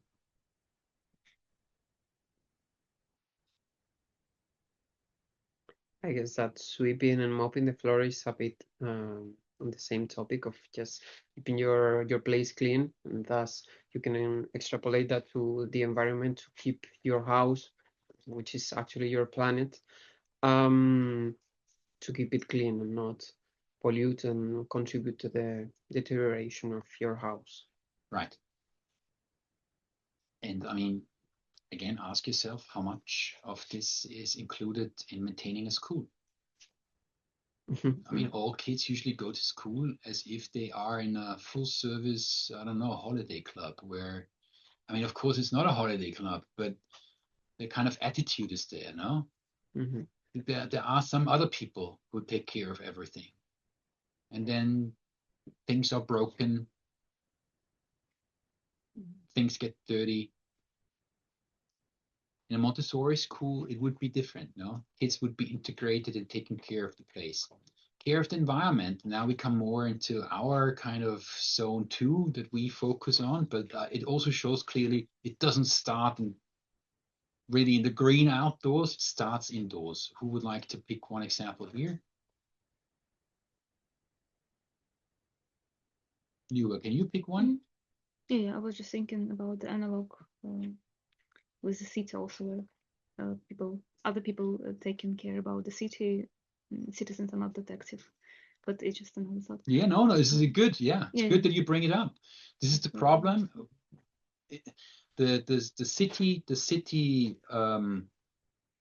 department for recycling and waste management, they're usually not happy if citizens join It's like very separate. because they feel, oh, they're joining, it means that we haven't done our work properly. But this is the wrong mindset, no? And also from the citizen perspective, we should actually engage people all the time in cleaning up our places. If we don't, we do the same thing that happens maybe in the school. We take it for granted because we anyway pay taxes, so we can pick all the trash out into nature. There will be somebody else cleaning it up. It's a reality, no? So, I mean, nature itself is, of course, like a big classroom.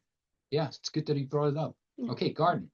Yeah, maybe planting a seed is when the child can observe in kind of not the microenvironment, but like in the size of a garden, how the plant can grow from a seed, and then you can also take it to a larger scale and plant something like plant a tree not only in your garden but I don't know in the forest that was damaged by the fire or something like this. But I'm not sure if I'm making the right connection. But it's more about like small examples of small actions in a small space correlates to bigger actions in a bigger space. I mean, observing plant growth, planting something, new life, seeing how it unfolds. Gloria did this so lovely in the kindergarten, in the elementary school where we were. She always brought the toilet paper rolls, just the cardboard that is left over. And then they were planting something inside and they took it back home and had to observe how it unfolds. We did it in school, I remember, with sort of a dry paper and a bean seed, and you saw basically how it grows between the glass. Yeah. So I think those are foundations of observing how life unfolds. No, but you can do many other things. Good. And then I mean, I think it's a almost direct process, but somehow we stopped then, no, to also learn about permaculture. And these 4 directions of how actually also implement sustainability in any place. No, so in the center here you have a location where you are, you develop and control, you migrate, you downshift, and you consolidate. And we somehow stop with the very simple things because a lot of what we saw, a lot is not, but some things are done in schools, but then we don't connect it with the more complex patterns, like, for example, permaculture. Yeah, we don't do this now, but we will certainly do it during the camp. workshop activities, hammering nails. That's really what I like so much, because it really shows that kids need to be very focused. Otherwise, I don't know, you hit your thumb.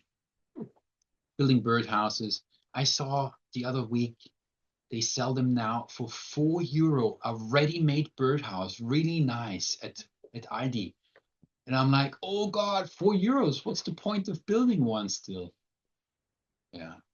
Using a hand drill, repairing a bike, a lot of things that are needed and that can be learned in school when you have the proper tools. So here's a little video about my favorite schooling project that is about workshops. Grade school is a summer program for children where we give them real tools and real materials to solve real problems. Is to help them to develop general solving skills and experience what it means to work hard on something that you love.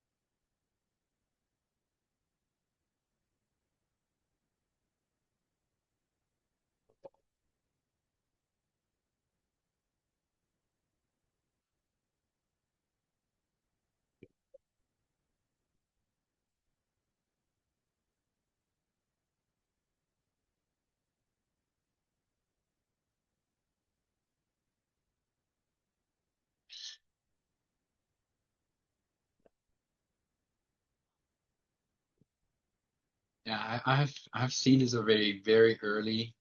I think in 2009 or something, and it was always my dream to build such a school, project based. There's another TED talk by uh, Gabriel Tully, um, and you saw that there should be a tinkering school in Bratislava, which is really close by.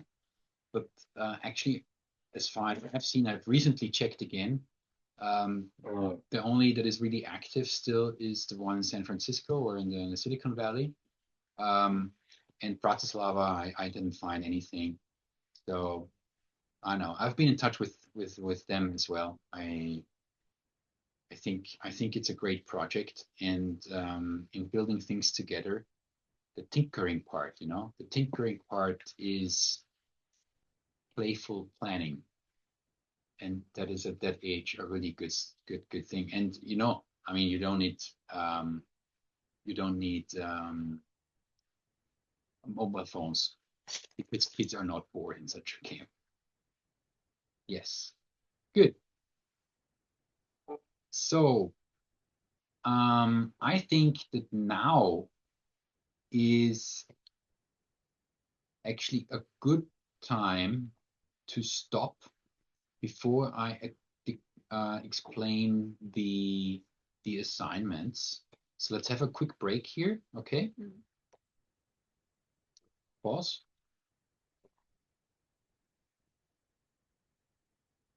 And then you have your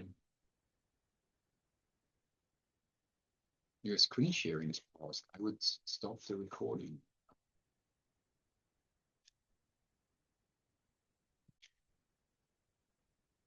Good.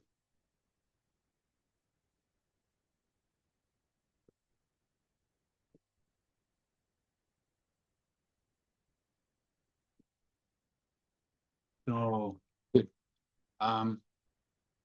So there are a couple of smaller assignments for this week, but the main assignment is that you design a practical life activity. And here you see a template for flower. There are two templates that I created here for you. I tried to make them visually nice. You can use the template. It's already in your folder with all the download material. What you have here is flower arrangement.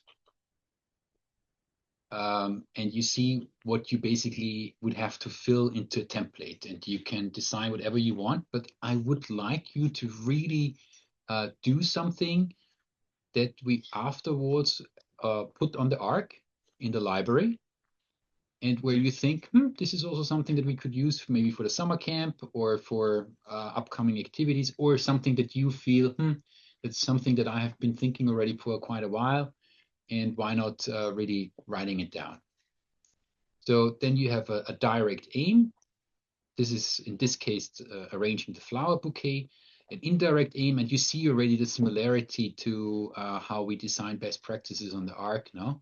The indirect learning aim, fine motor skills, hand-eye coordination, concentration, appreciate flowers' beauty. Then we have a control of error. We have points of interest. We have a vocabulary, and we have notes that, you know, need to be taken care of. To, for example, use scissors at a certain age group with a blunt tip, so that children can not really hurt themselves. You can also introduce the scientific and the common flower name, even though this is just an artistic activity, so that there is a little bit of floristic botany knowledge shared.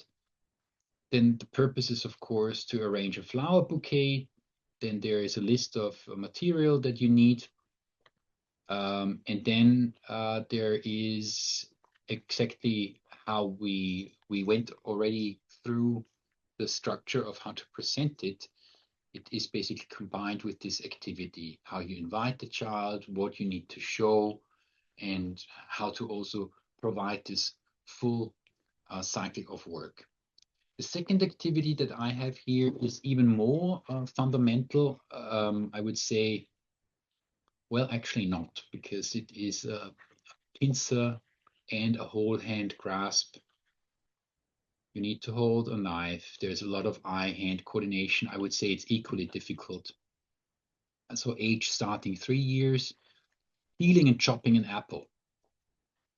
Yeah, very hands-on. And you remember that we did we did a strudel in the summer camp, no? And we also had the help of the children to prepare the fruit. No, so I mean, you can apply this to different fruit, of course. Again, same structure. And here you go, you have an activity designed. Good. So then let's move to the last part, which is grace and courtesy. Who would like to give this a try? Reading this?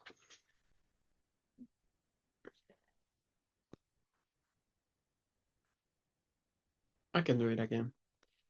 We must begin our work by preparing the child for the forms of social life, and we must attract his attention to these forms.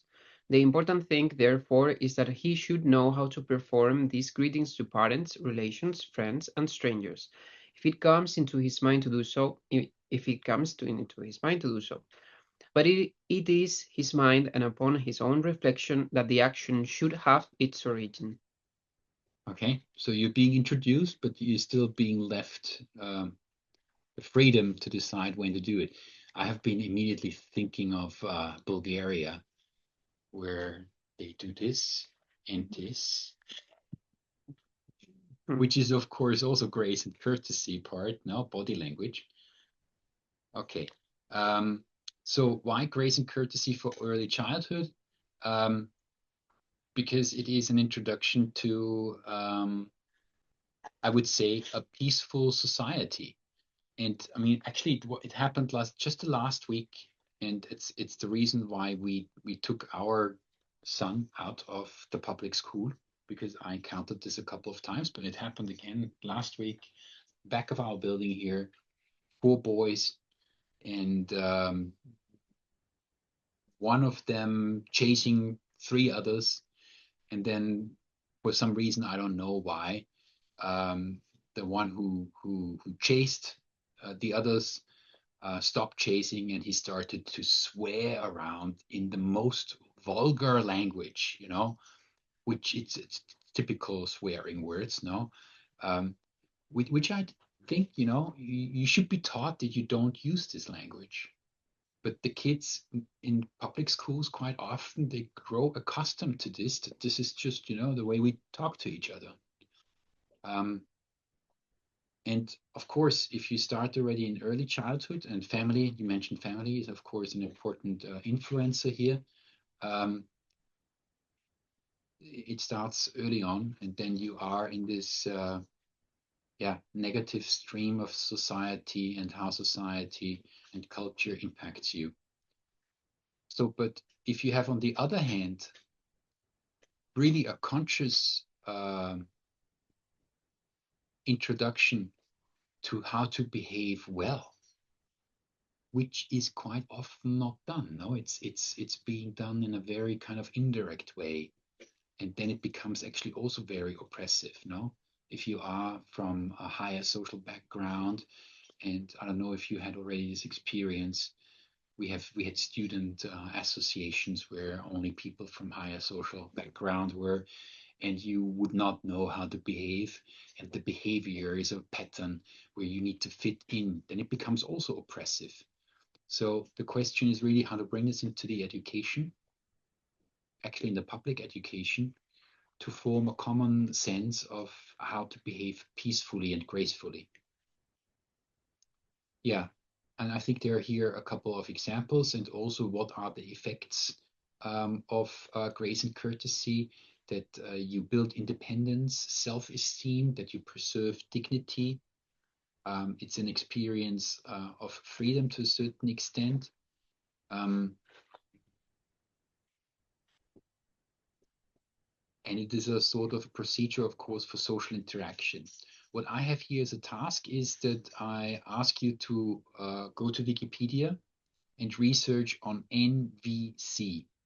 This is short for nonviolent communication, and compare nonviolent communication to the grace and courtesy activities, and maybe what you already know about peace education. So Montessori also engaged in peace education. And then, try to write about this, maybe one summary paragraph and one experience from your own life.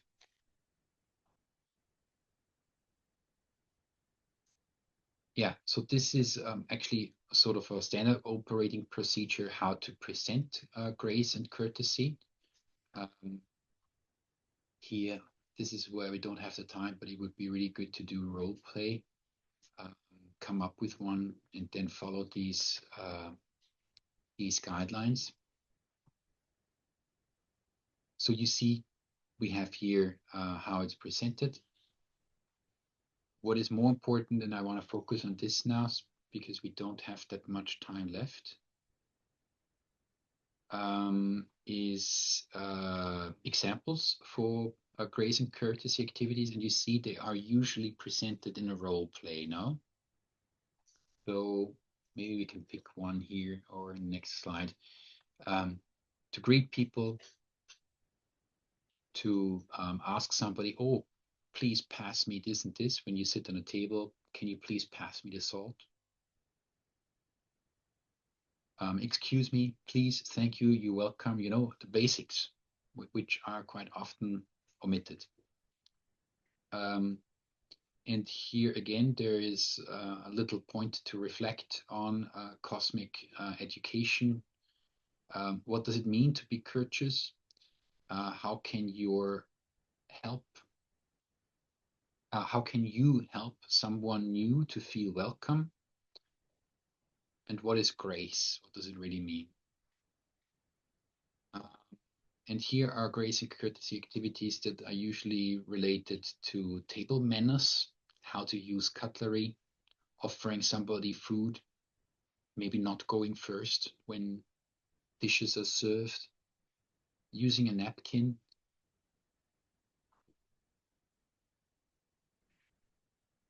Oh, I really have to smile. Asking to be excused from the table. I still had to do that.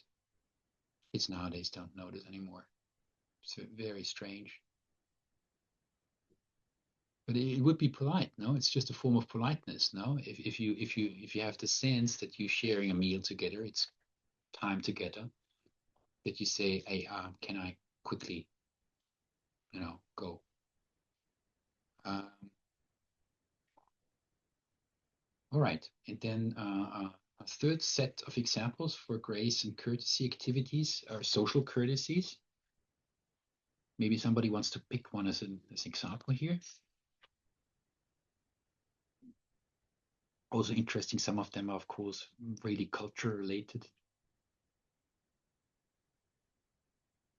I'm asking a question.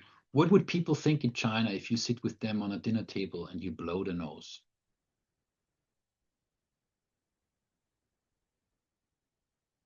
Maybe they find it disrespectful. I don't know. I don't know. I speak from ignorance.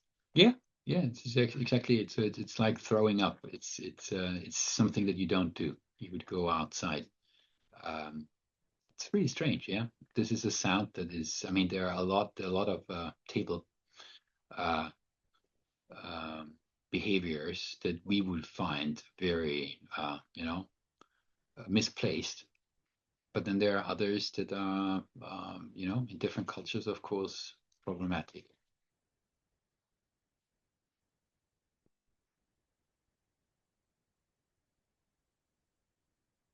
Is there anything that catches your eye? Emergency number, I don't really understand. Like if someone else has an emergency, I should call someone for them. I hope so. Yeah, you hope so. I would also hope that, I don't know,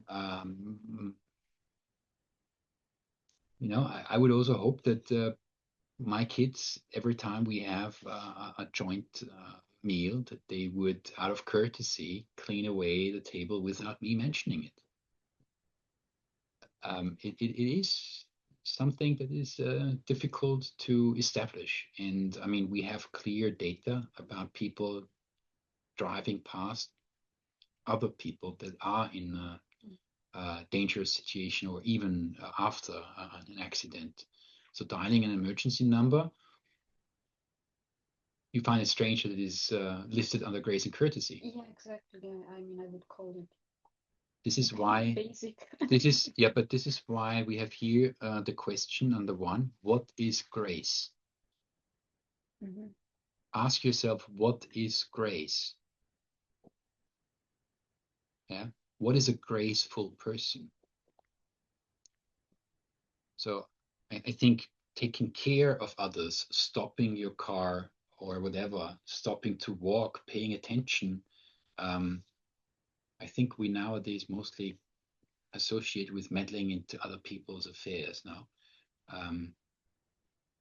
So in the definition, this is clearly a part of grace. Yeah. Good. Who would like to read this?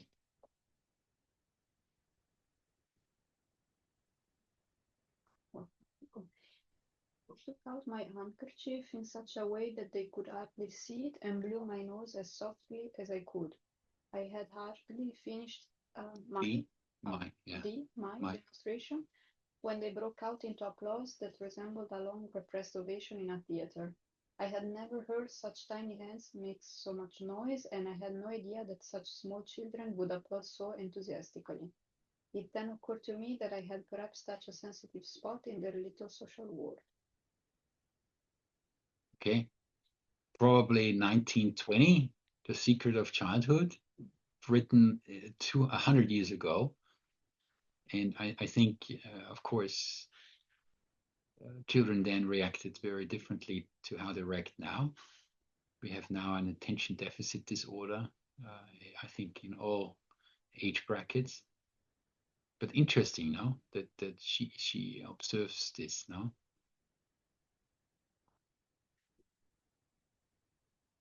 So by showing something differently, you can make an impact. So she performed grace, and it was respected by the children. Good.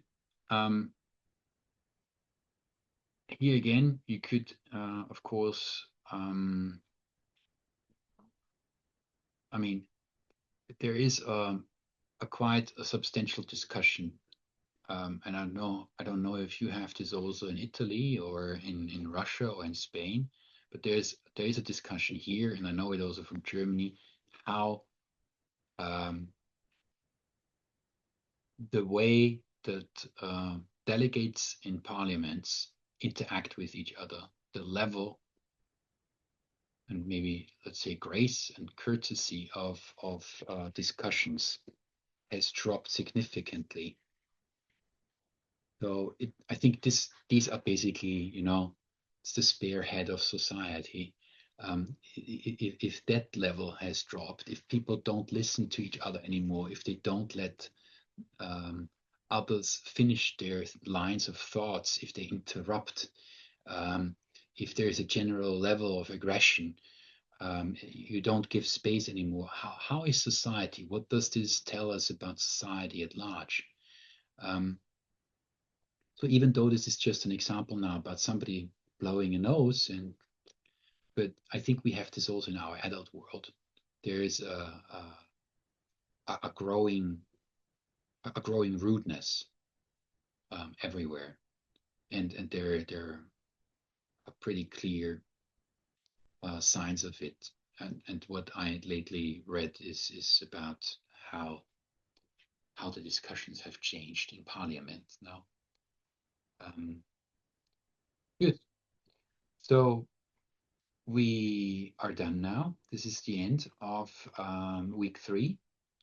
You see a lot of little activities. I'll summarize what you should really do, but please focus on the one that you need to design a practical life activity. This is the central assignment, and then I will select a few of the others that we have seen here, so that you get maybe a bit of a solid understanding of practical life. All right? Yeah. Good. So then let's do a quick summary. How was it? What was new? What was enlightening? What will stay with you? I shouldn't blow my nose at it In China. in China, but maybe also in other parts of the world. I don't know. Well, what would you do here if I would be in a very polite setting? No, I would also do it at home. I would just turn away from the table. No, I wouldn't blow it like this. No, Of course. but in China, the sound is like we would throw up. It has a different connotation. No, so yeah. So this is your main takeaway. Awesome. I did a great job. It was very interesting also all the different small activities that you can teach the different age groups. Even very simple thing like putting your working mat away at the end of the activity.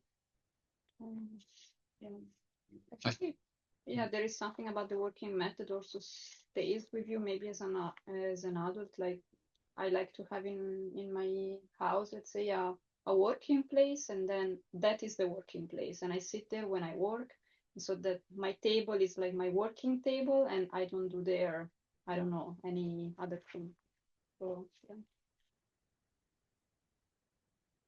For me, it was very interesting as well. I especially liked learning a bit more about the human mind and how our learning process, let's say, how it is in our childhood and how children specifically, I mean, how it can be used for, or let's say, to design the different activities that can be done with children.